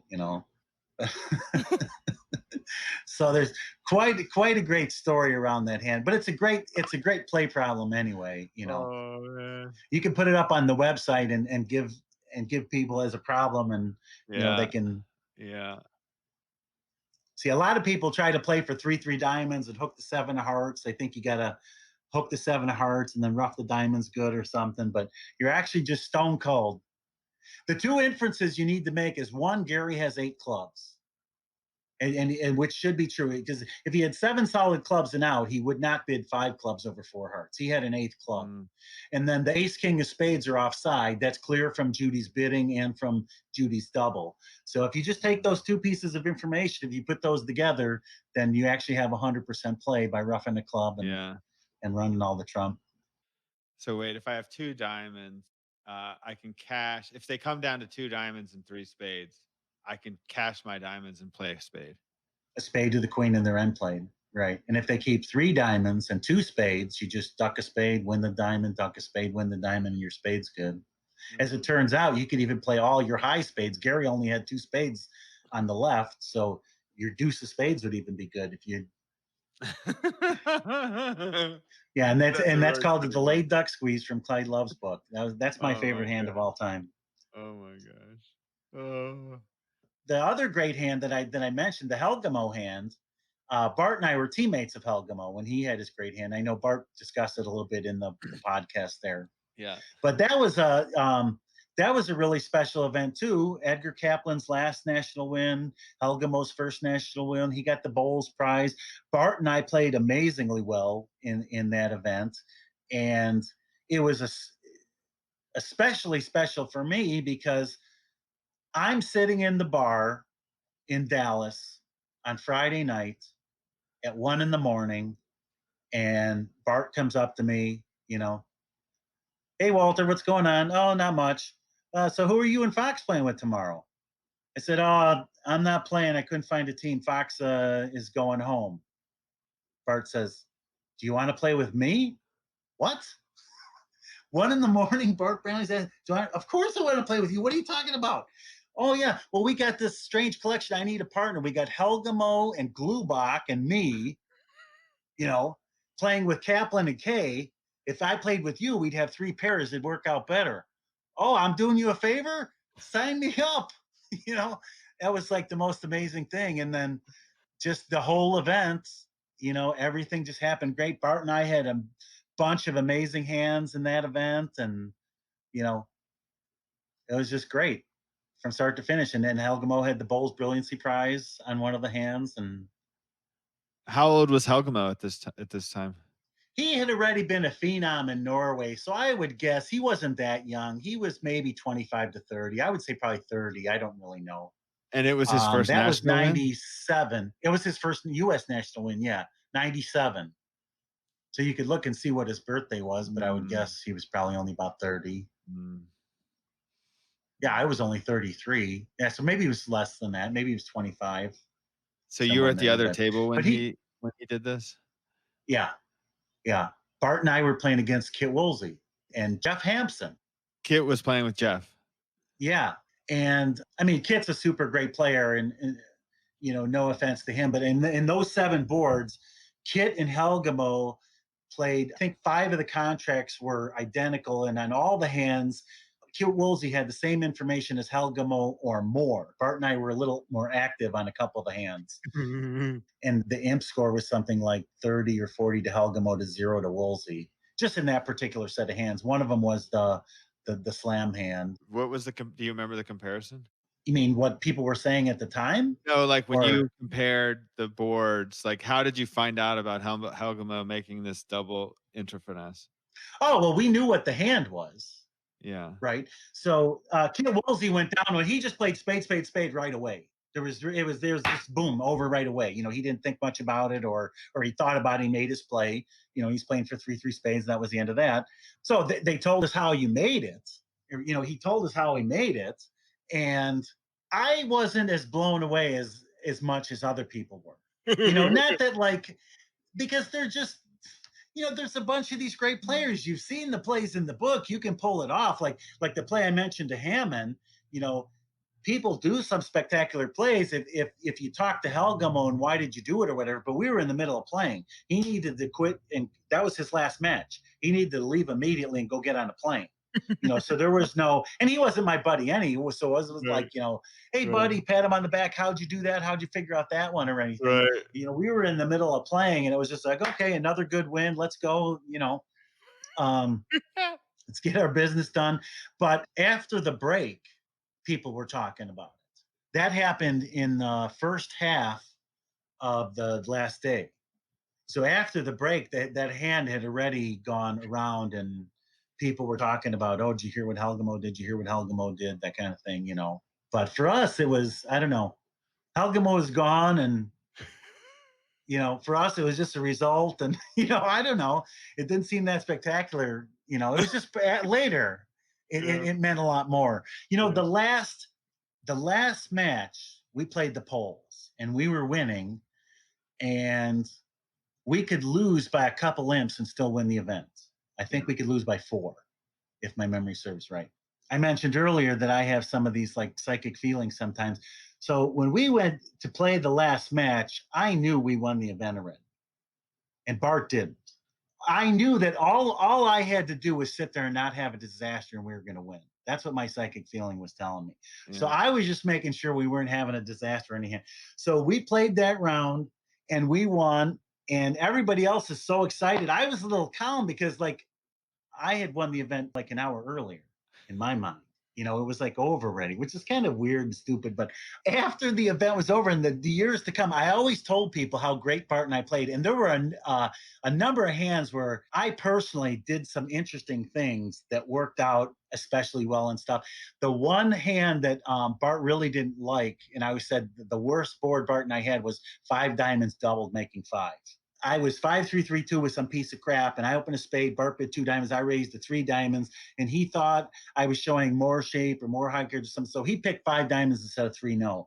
And they had 3 cashing tricks, but they didn't take. They slipped and let us make 5 diamonds doubled. We should have gone down and lost the swing to 3 no, making at the other table, but we escaped with a win 4. And that really was like our worst board of the day because we were in danger of losing a swing. All the other boards, we were just solid. The last match against the Poles, I wasn't really being my normal self. I was in like the prevent defense mode. In my mind, all I had to do was not go for 1400 and we were going to win. I knew my psychic feelings were telling me. So I was sitting there just calm and just making sure no disaster happened. When I told that story twice in the last 33 years around Bart, twice Bart told me, no, Walter, you let them make a part score in the last match. Right. And I never knew what he was talking about. So, John, when you had me dig up that scorecard, Yeah. okay, with the hot pink writing. Yeah. Okay, I looked at match number 8. I don't see any part score where we're -4, where we let him make a part score. So then I asked Bart afterwards, and he goes, I don't remember that, Walter. I don't remember saying you let him make a part score. So, well, could it have been that they made the part score at the other table too? no, that wouldn't change the fact that I screwed up and didn't defend right on some hand, and What are you drinking? And Bart wasn't Diet Coke. Bart wasn't saying it like meanly. It was just like, Yeah. these are the last 7 boards, man. We Right. don't give them a part score. Right. That could have cost us the event or whatever. But I mean, I knew Yeah. it wasn't going to cost us the event. But yeah, so I know it's weird. Everybody thinks I'm probably an idiot, but I actually sort of just like accept it now. Like they're just like every once in a while I get a certain feeling. It's not like, is it a feeling or something like that, like 20 years ago, 30 years ago. But now I just kind of go with it. Like I'll tell you a weird one. I opened my closet. I'm going back to Chicago. This was like 10 years ago. And I'm flipping through the things in the closet, okay, I'm going to take this shirt. I'm going to take this one. No, pass. Okay, I'm going to take this one. And I pull the hangers to the side, and there's my black suit. And I stop, and I'm having a conversation with myself. And like my subconscious, like, take your black suit. Why would I take my suit to Chicago? Take your suit. I don't need a suit in Chicago. I'm just going, take your suit. So I took my suit. I didn't know why, but it was just one of those feelings, right? And then like the day I was going there, or the day before or something, one of my friends decided to commit suicide and stepped in front of a train. Richard Halpern, he was a bridge player. And so I had my black suit to go to his funeral. Maybe it was the day after I got there or something. Because I didn't hear about it before I left. So it's just weird stuff like that. Yeah, I hear you. So like when it comes to bridge, and a lot of times I get these weird psychic feelings, and it's not like, okay, I think the Trump are 4-0, and then I'm just gonna assume that the Trump are 4-0, but I'll get like a sneaking feeling like there's something up on this hand, and then I start thinking, okay, well, how can I cater to 4-0 and blah blah blah, and I do my normal logical things, and then sure enough, it turns out the guy had 4 Trump or something. It just seems like a lot of times when it's time to think about 4-0 Trump or 3-0 Trump, I get this weird feeling like, oh, you need to think about it on this hand. And other times I'm lazier or something like that.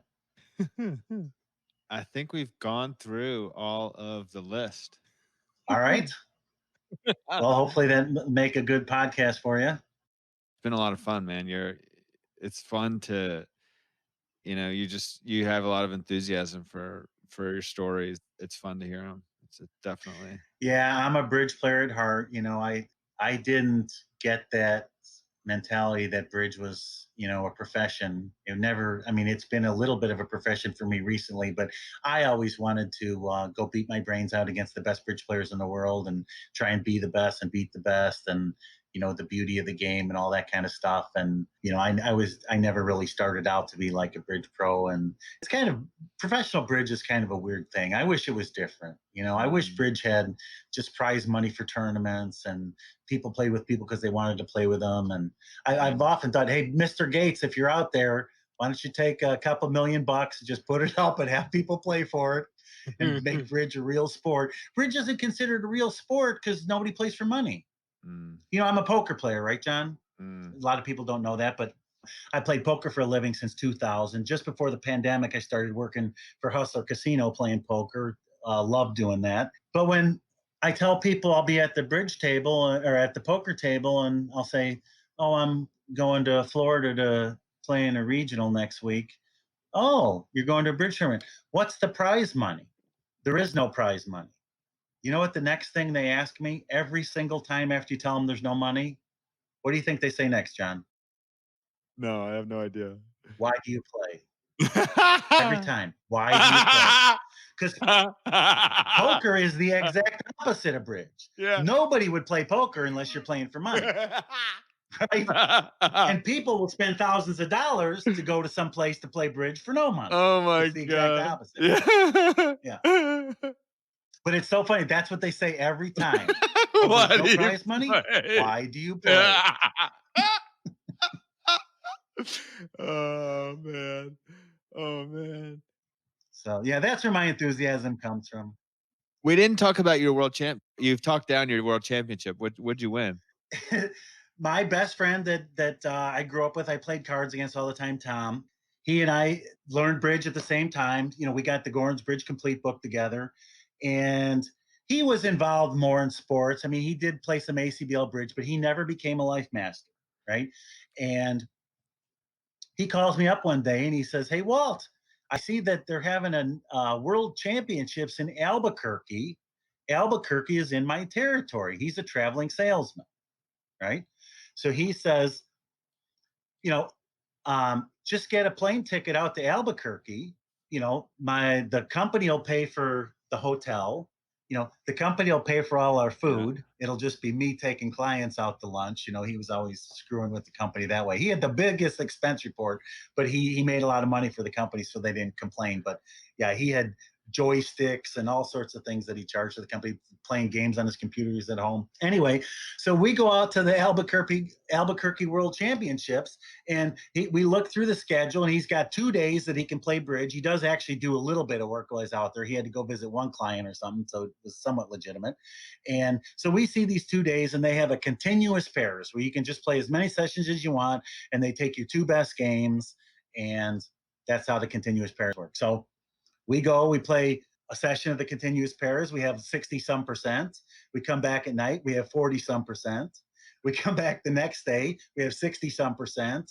And then he says, well, we got 260 some games. Let's go to the movies tonight. We don't need to. We're going to play 4 sessions. But yeah, we don't need to, because it's not going to help our game any. So we go to the movies. So we come home from Albuquerque, and I was trading options with Bart and Steve Garner and David Lehman, Ralph Katz, all those guys, right? But they were real bridge players in the sense that they were playing the real events at the World Championships. I just went out there to play the continuous pairs with my childhood best friend. So I come home, and they don't come home from Albuquerque for another week or something. Well, they come back, and everybody used to congregate in Steve Garner's office at lunchtime.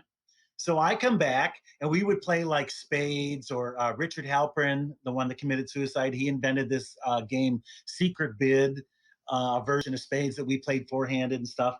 So I come back, and we're sitting there, and Steve Garner goes, "Hey, Wally, you won something in Albuquerque. Way to go." And I go, "What are you talking about?" And he goes, "Yeah, didn't you play with that young friend of yours?" And I was a little insulted because Tom, my best friend, is my young friend. I was born on August 23rd. He was born on August 30th, 1 week younger than me. So yes, I was playing with my young friend. Yeah, you guys won. They called your name at the awards banquet.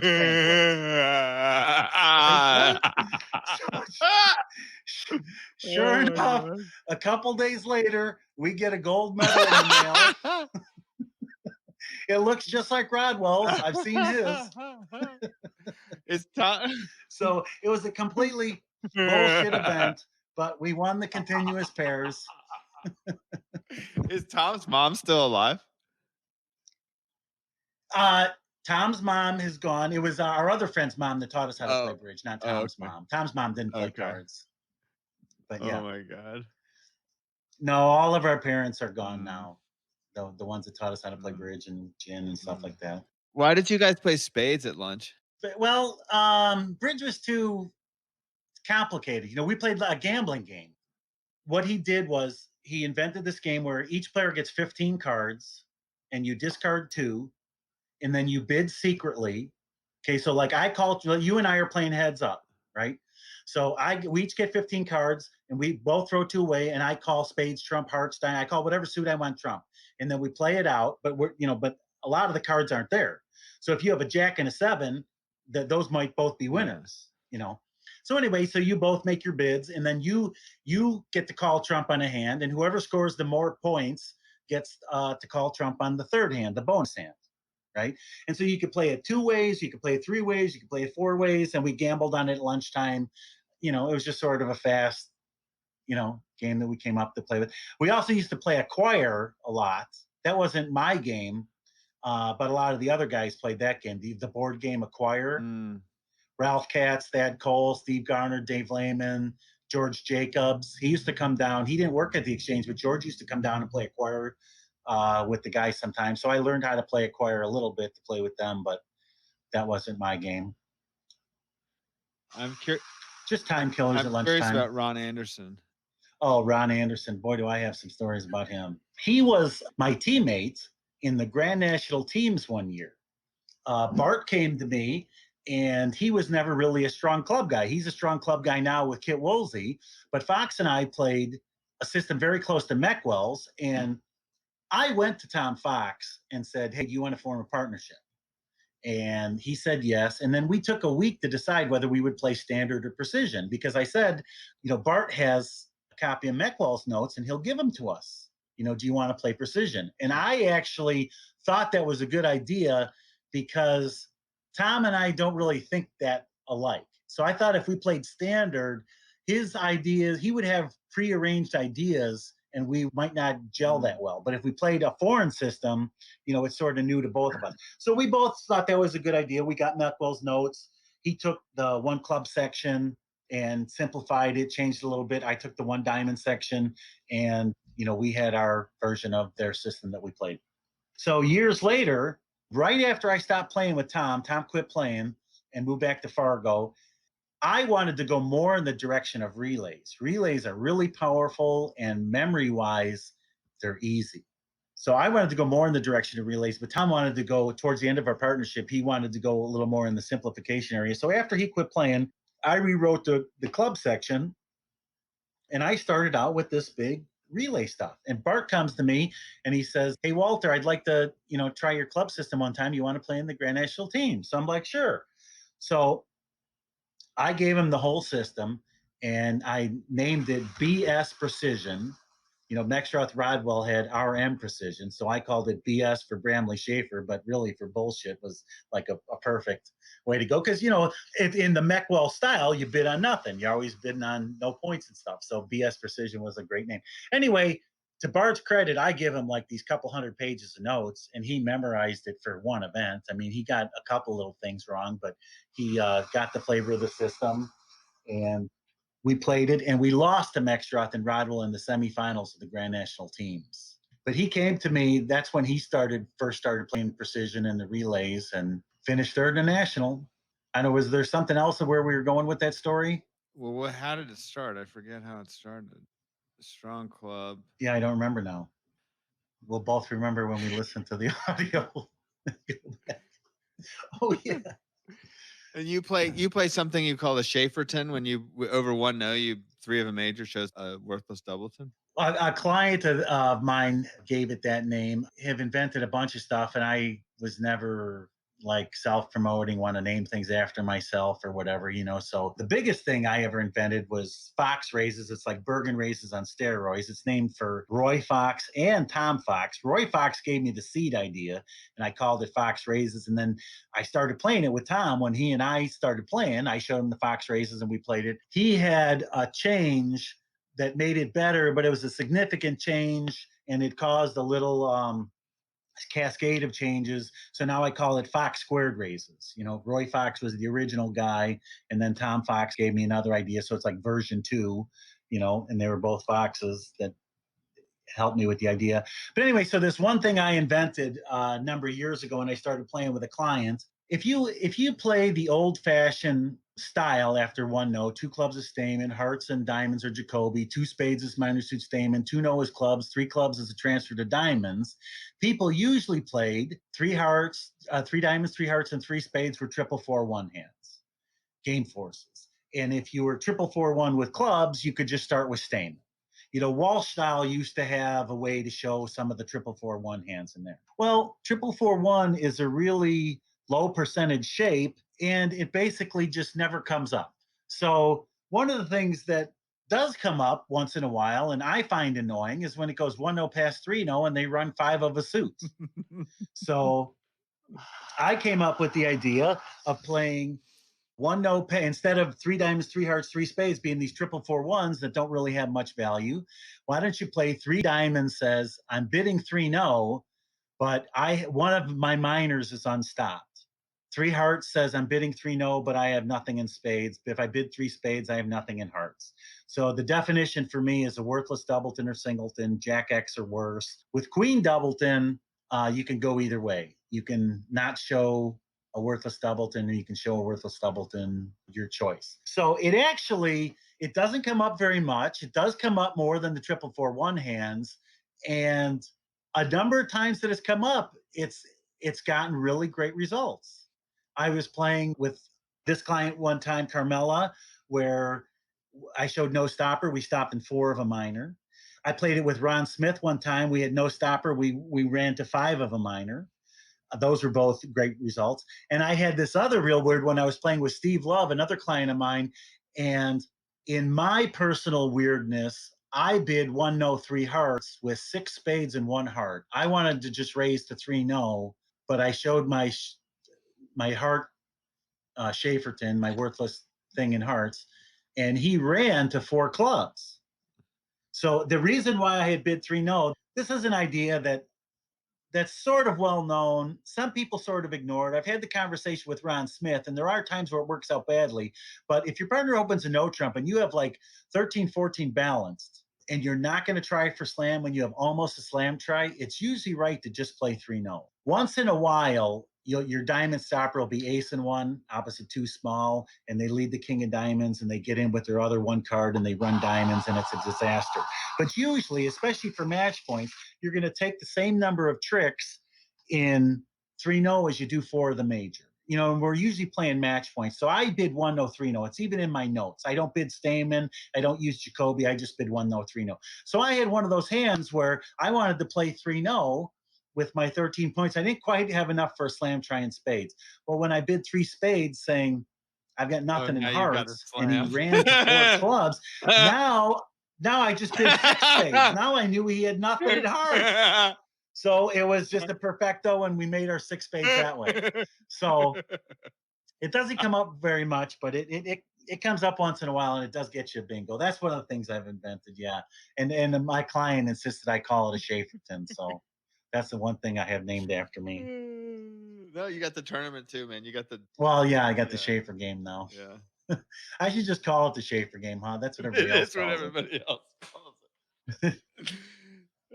Even in Sylvia Shee's punishment, the thing online where it lists her, transgression, when she was self-kibitzing, yeah, it said, I did it in this game. I did it in the Schafer game one time. I didn't really like reading that, but.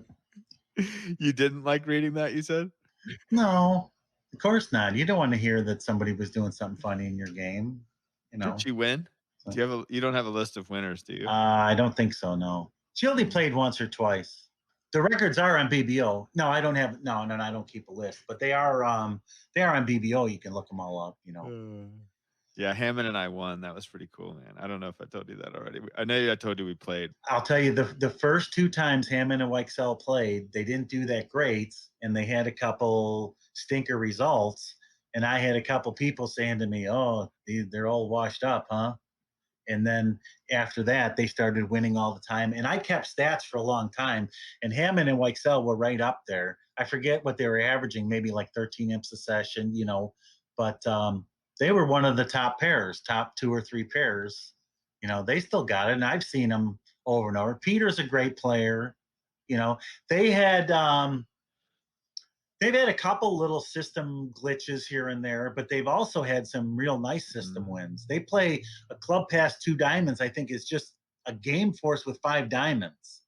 And I know that's where, and then they play a couple little fancy things after that. They've had a couple real good things with their system. They do some weird system stuff now, but no, they're still superstars. If anybody thinks that they're past their prime, well, they may be past their prime, but they're way ahead of everybody else's prime still. It's pretty amazing how that team for the NAOBC came together. Finn and Jacob actually reached out to Bob and said, "Hey, do you want to play in this event?" And then they reached out to Bart afterwards. It's pretty cool, like these Yeah. teenagers. A lot of the top, that's I changed. If you look at the description of my game now, it says superstars of bridge, junior stars to be, and a few friends of mine. All the, not all, but almost all the top players are really junior friendly, and they volunteer their time to juniors. And Finn and Jacob, it's kind of weird because they are juniors, but they're players in their own right. Maybe, Hammond and Bart wouldn't pick them as their first pick for teammates, but they're certainly in the realm of quality. I played with Finn in the Grand National teams. He had a couple things he could have done differently. Everybody could have on our team could have done a couple things differently to win by enough imps that they let us win. If we'd won by more imps, they couldn't have stolen it from us. So we all could have done a little better. But no, Finn played great. He's a real player already. Yeah, he showed up in San Francisco. Yeah, third in the blue ribbons, and he wasn't playing with a superstar. No offense to John Ramos. John Ramos is a very good player, but it's not like Finn was playing with Hammond or Zia or somebody that you think carried him a little bit. He finished third with an equal in the blue ribbon pairs. That's better than I've ever finished in the blue ribbon pairs. I think I was fifth. That's pretty impressive. Yeah, definitely, and especially after doing so well in the Life Master pairs. Like it was like he Yeah. did well in the Life Master pairs, and I was like, well, that event, the Soloway's going on, so it's not the same thing as it was. But then he played in the Blue Ribbon Yeah. pairs and finished third. I'm excited for him. Cool kid. Yeah, if he had won the blue ribbon pairs or third in the blue, maybe it's a slight fluke in the sense that his skill level isn't quite there yet. But he's a great player, so he's going to have. I had some great results early. Everybody has some great results early, and maybe he's not the player now that he will be in 10 years, but he's already plenty good enough to put himself in the hunt every time. Yeah, he bid 3-0 without a stopper in the suit against us, and I unfortunately did not lead the stopperless suit. So he got a very good score for that one. Yeah. Yeah, you're fearless when you're young. That's yes, for sure. Totally. Totally. Although Hammond is fearless too. Hammond has that rule, if 3-0 is a possible contract, bid it. Boy, he takes his own advice. I saw this hand where his right hand opponent had overcalled spades, right? And his partner had opened the bidding like he had a game forcing hand. And at some point they bid and raised spades. He had 2 little spades. He bid 3-0, hoping his partner had a stopper. Because his partner, like the guy bid 3 spades, his partner couldn't know that he had a game force. Yeah. So he just bid 3-0. His partner came down with the king 10 third of spades and, scored up. Oh man. Who are you playing with at what is it, 4? At 4 client? At 5 o'clock tonight? Yeah. 5 o'clock my time. Oh, you're playing I don't have a part. Oh, at 4 o'clock I play with a friend at Gluebox. We play once a week online. In a speedball? And then at 5 o'clock I have my regular game. Yeah, and just a speedball. And then at 5 o'clock I have my regular game. I don't have a partner for tonight yet. I don't know if I'm going to play or just take it off tonight. We should play sometime. Yeah, absolutely. Absolutely. Yeah, I'd like that. Tonight might be a rush job though. If you. Yeah, not tonight. No, because I got we're doing this, and I got another hour coming up, and we'll definitely for sure do it another time, John. I'd enjoy that. All right, cool. All right. Thanks a lot, Walt. This has been. Oh, thank you, John. Appreciate it. It's been a lot of fun. Actually, I have one last. You play golf? I do. Yeah. I was good for a while. Yeah. I haven't played in a while now. I started in high school playing, and I eventually got down to shooting in the low 80s. Never broke 80. And then I golfed on and off for years and years and years. And I moved out to California where you can golf 362 days a year, literally. And I started golfing with some guys that I met playing poker, and I had a hole in one. And I kind of really got the golf bug, and I started golfing again. And I found a course here that had an unlimited golf membership for $3,000 a year. It wasn't a country club where you had to pay a fee or anything. It was $3,600, unlimited golf 7 days a week. You just show up, they give you a cart key, just play as much golf as you want. So I went and I played a ton of golf, and I got down to like under a 6 handicap, and I was really good for a while. And that was really fun. Bart and Howard saw some of my good games. Howard Weinstein used to come to California, and we'd golf together.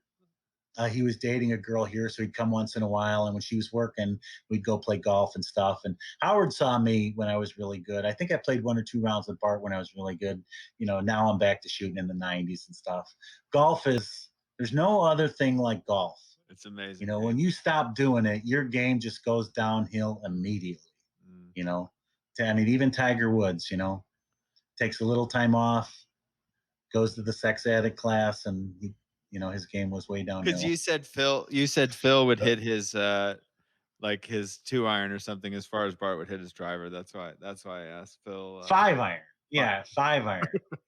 Bart doesn't hit. Bart, yeah, 200 yards for a driver. Well, Bart's a little skinny guy, and Yeah. he's not a power hitter.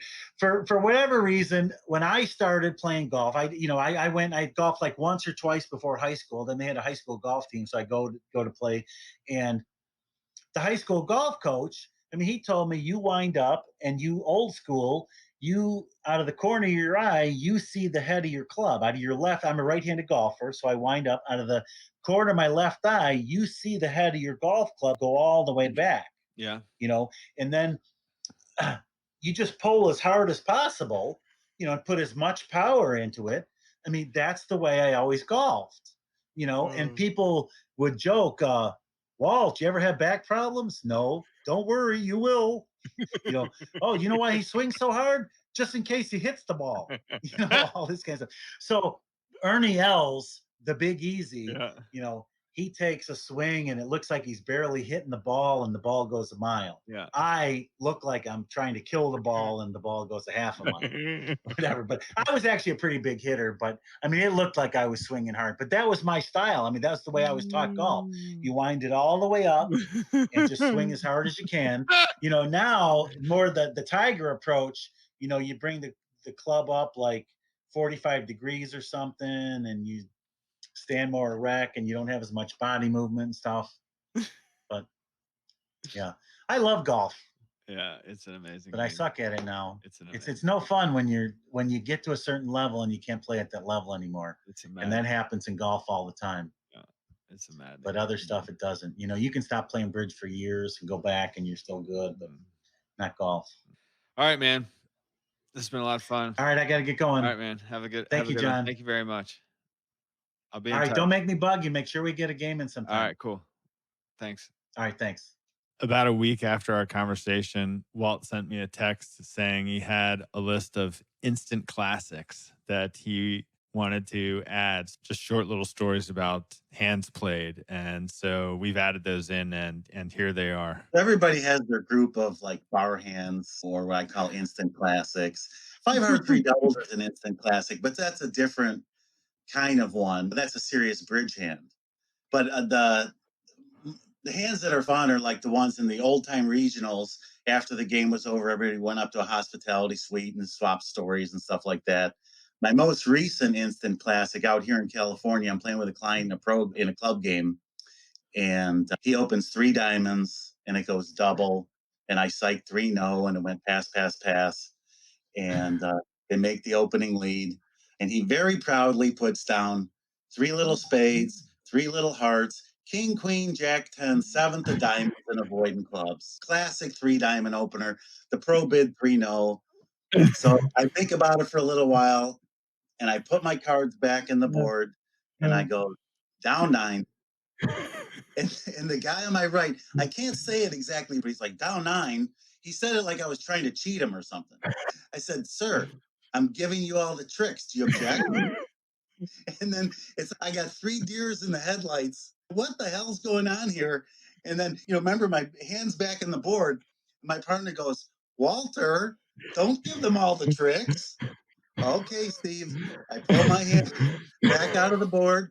I turn up my 3 little spades. They have at least 4 spade tricks. I turn up my 3 little hearts. They have at least 4 heart tricks. And I don't have a club stopper. I claim no tricks, number 1, because I couldn't take any. And number 2, it wasn't going to matter anyway. If I was actually making a bad claim that they were going to screw it up and give me a trick, somehow, that their diamonds were 1-1, my hand was 3 little, ace 4, 3 little. No chance of taking a trick unless they screwed up and each had a diamond, a trick 13, and but it was white, and as a good player, I actually considered, could it matter 400 or 450? No. -4, there's no score is going to be between -400 and -450, so it can't cost anything anyway. So it's sure enough, we opened this, we still had travelers. We opened up the traveler, 480, 480, 480, 980, 980, 480, 980, 450, 984. We got a complete top for down 9. Their diamonds were 1-1, so in hearts they had to give us a trick. We can just cash ace diamonds. Some people bid 6, not that many, surprisingly. So that was the most recent one. Most of the ones are old ones. A lot of them involve preempting stories that are great. One of them I was playing with my good buddy Royce, and this is just a real quick funny one.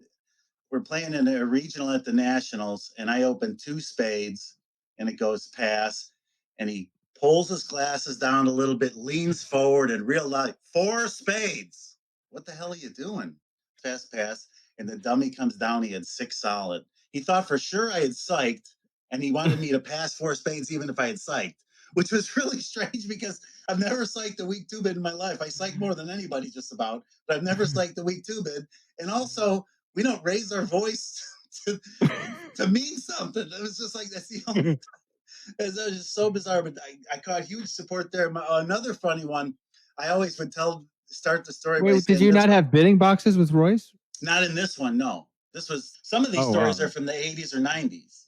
Yeah. Wow. But so the other ones about catching big support. This is 2 of these stories actually are from the same tournament, sectional in Dubuque, Iowa, a long time ago before bidding boxes also. And I got my start in Dubuque, Iowa. We're playing against these 2 little old ladies that I know from the club, and I'm playing with a young guy. He was a foreign exchange student from Thailand. He was going to school over here. He's still here now in San Francisco. I still know him. Anyway, I opened 3 clubs with.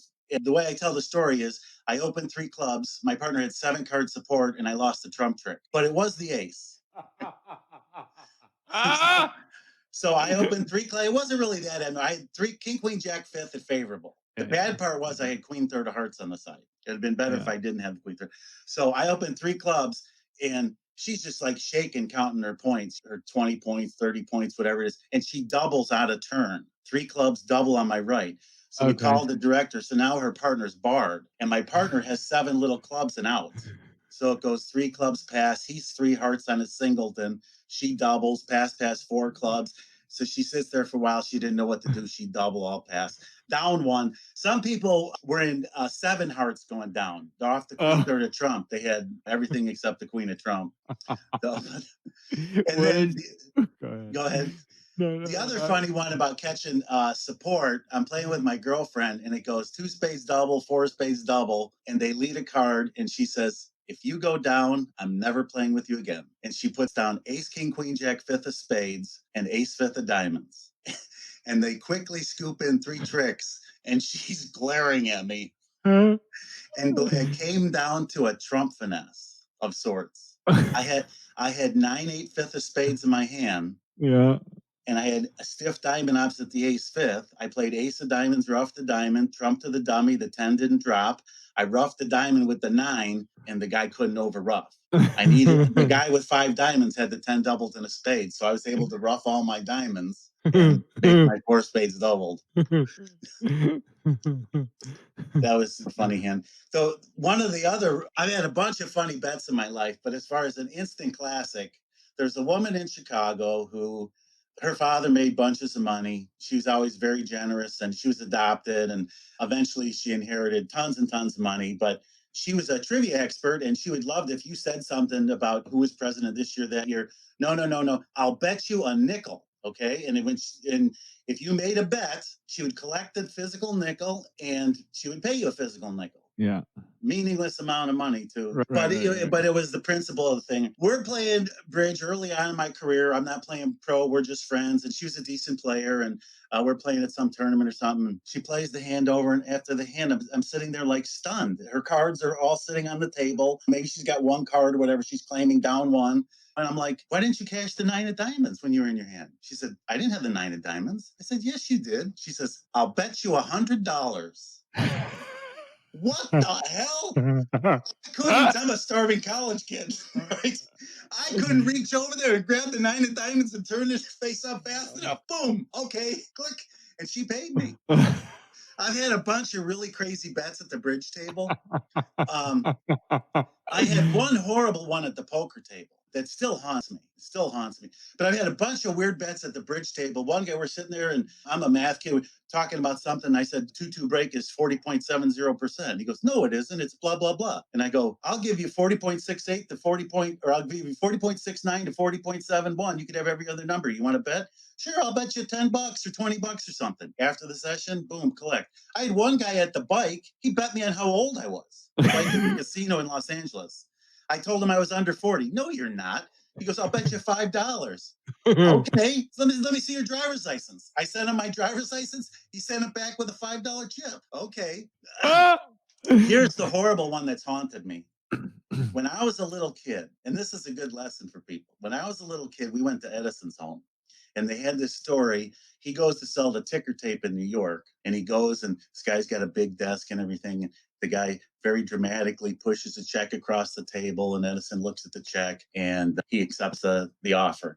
And after they sign the papers, Edison says, yeah, I hope this doesn't offend you, but I had no idea I would get so much money for my ticker tape. And the guy says, oh, don't worry about that, Mr. Edison. If you had turned down that offer, I had 2 more checks in the drawer for you. He took the first offer, and the guy was ready to triple it. And he thought, so the lesson is never take the first offer. No matter what, just never take the first offer. That's a common thing. And I knew that, right? So here I'm sitting at a poker table, and the guy down at the other end of the table says, hey, C3, I'll bet you a big blind, which is $25, that I'm 5 years older than you. So I look at the guy, and I know he's one of these people that looks good for his age and stuff. As it turns out, he's taking like hundreds of dollars worth of vitamins every month. But people generally guess my age wrong. I look younger than I am, and I thought I got him like an idiot. Okay, all I had to do, any counter would have been fine. So he goes, what year are you born? 64. He's born in 59. I go, it's a tie. He goes, no, what month are you born? He was like 5 years and 2 months older than me. That's haunted me. It's just stupid. 5 years. How about 5.25 years? What did he say? What He was says, the I'll bet? bet you I'm 5 years older than you. He was 5 years and 2 months older than me, or 3 months or whatever. I was born in August of 64. He was born in June of 69 or something. So what was in order for you to win the bet, how do you win the bet? I needed to be less than 5 years older than him. So he was 5 years and a couple months. Any counter offer, I'd win the bet instead of lose the bet. He offered me 5 years. He would have gone up to 6 years, 7 years, 8 years. He had some leeway. Like an idiot, I took the first bet. Here's another lesson in betting too that I learned. Now this doesn't really haunt me, but this is a mistake in betting. I'm in Steve Garner's office down at the Exchange. You guys know the famous bridge player Steve Garner, right? Yeah, of course. And we're talking about the old Twilight Zone show. And he says it's Rod Sterling, which is very common for people to say it's Rod Sterling. And I very exuberantly told him, no, it's Rod Serling. Or maybe I just told him he was wrong. And okay, I'll bet you $100. And yeah, I want to bet you $100. And then he goes, no, You're too confident, Wally. I'm not going to bet you. $300 right down the drain. Just being too exuberant. You got to act a little. Yeah, I think blah blah blah. That was a big betting mistake. But I was confused by the Edison because you said that he sold his ticker tape, and I don't think of Edison invented the ticker tape and took it to New York to sell to people. This is when the stock market was huge during the 20s, right before the crash. Everybody has money in the market and is following the ticker tape. There's no internet and TV, so the ticker tape was a huge invention where you could put a ticker tape somewhere and people see the stock prices coming out during the day. That was a huge thing. To us now, it doesn't mean anything. Yeah, right. I just thought of Edison as having invented like the light bulb or something. I think he has more patents than anybody. He invented hundreds of things. He was involved in way more than just the light bulb. But he invented the ticker tape. The other instant classic that I always loved, I said like I psych a lot, was the psych against the Hackett's. Jason and Justin Hackett's brothers, sons of Paul Hackett, international players. And my regular partner from the Nationals in the 90s, Tom Fox, and I were playing in Japan in this invitational thing. And there was some prize money. We were playing with Ralph Katz and Howard Weinstein and Dick Bruno and Jeff Schuett. We were all team from Chicago. So we were playing against the Hackett's behind screens. And Tom and I played 10 to 12 no trump at favorable. And he opened a hard and it went past and we were at favorable. So I had heart support, but I had like 6 count or maybe a 5 count. So if he had a balanced hand, he had 13 to 15. So it doesn't really make sense, the psych, in that why would you expect them to bid game with their 22 points? But I had a stiff spade, and I just had this overwhelming feeling I should psych. So I bid a spade over heart and would pass. And one time in our whole career, one of us raised on 3-card support in this situation. Tom did it here. He raised the 2 spades on 3, which annoyed me a little bit because if he had made the system bit of a no trump, I was going to rebid 2 spades. But he raised the 2 spades, and it goes. You were going to rebid 2 spades? Yeah, that was the plan. 1 spade, 2 spades on my single. You're going to really follow it through. Yeah, you can't pass one no and let him back in there. The guy's going to balance with 2 spades or something. And these are the Hackett's things. But so when I rebid 2, or when it goes 1 spade, 2 spades, now they both had spade. Their spades were 5-4. So nothing seemed that abnormal to either one of them. They both had an opening bid or near opening bid with their 5-4 spade fit. So it went swish, and he leads a spade. And so I just put my hand on the table and said, how many do I get? And they look at my hand, and he goes 2. And I go, 2? I'm annoyed that they're not called for 6 spades, which is jerky. But I wasn't 2. And he and I are friends, and he gives me this look, and he needled me, for years and years about fighting against them. But yeah, so it was a nice 8-ip psych. Our teammates made 650. We went down 6 for minus 300.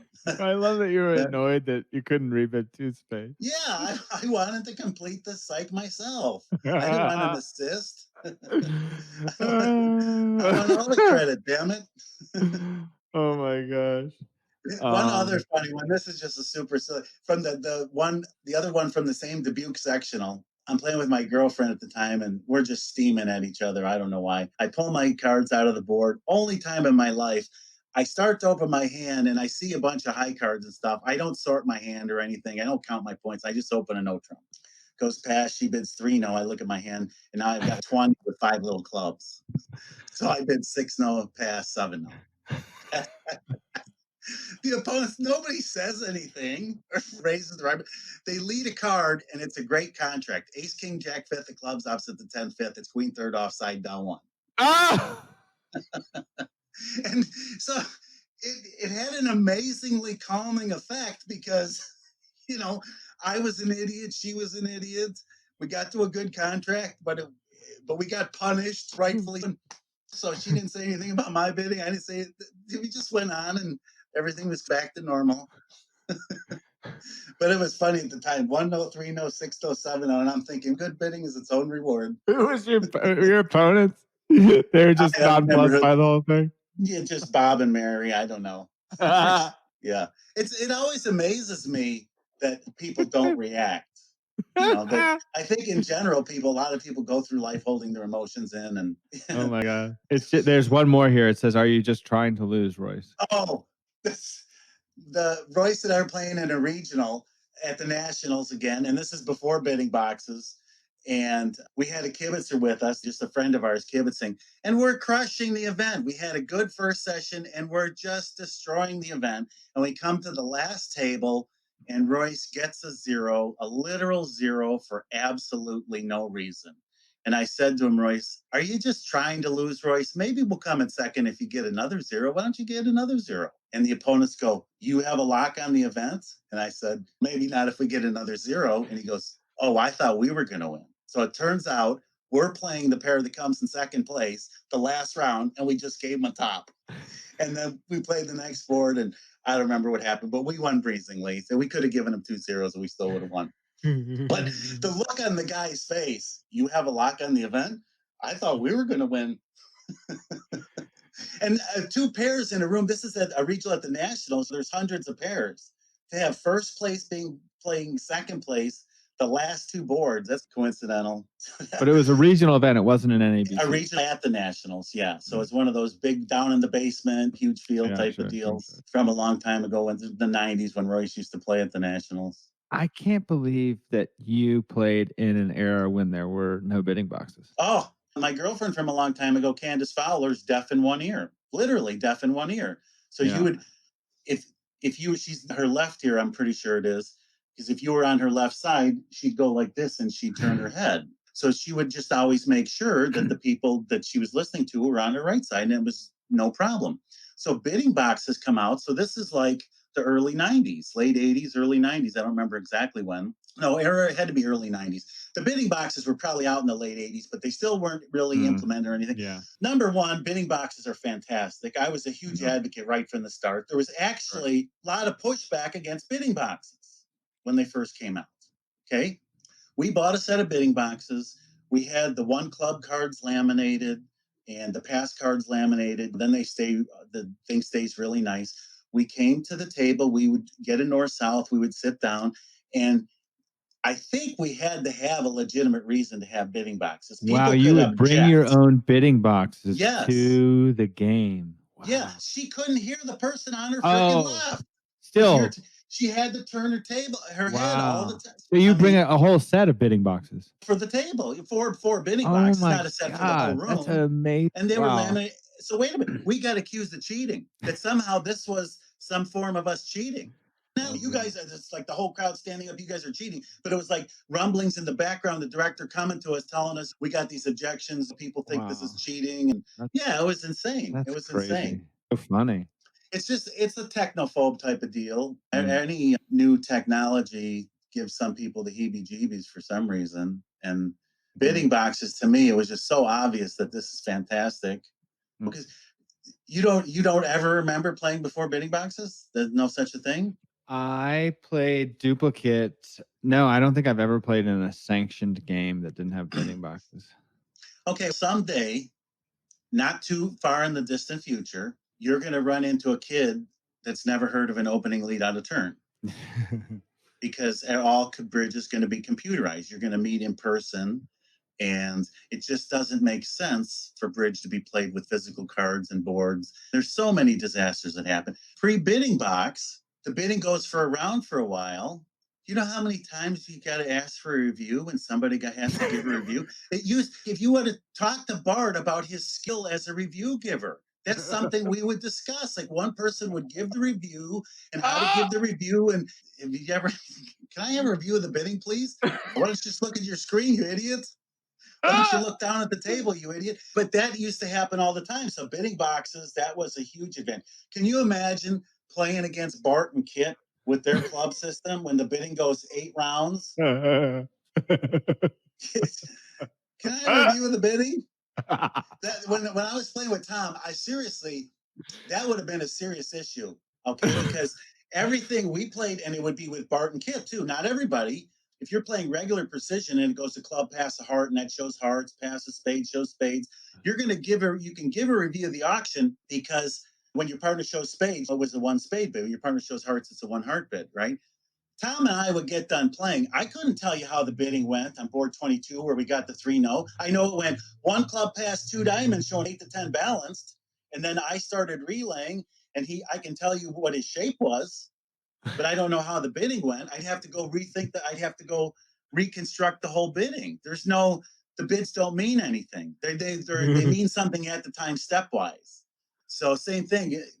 It would just be a disaster playing that type of system. And it wouldn't, not for the players so much, but for people playing against it, asking review, how did it go? What did all the bidding mean? It would just be a disaster. So yeah, bidding boxes, they're not a given. Wow. In my world. Computerized bridge wasn't a given.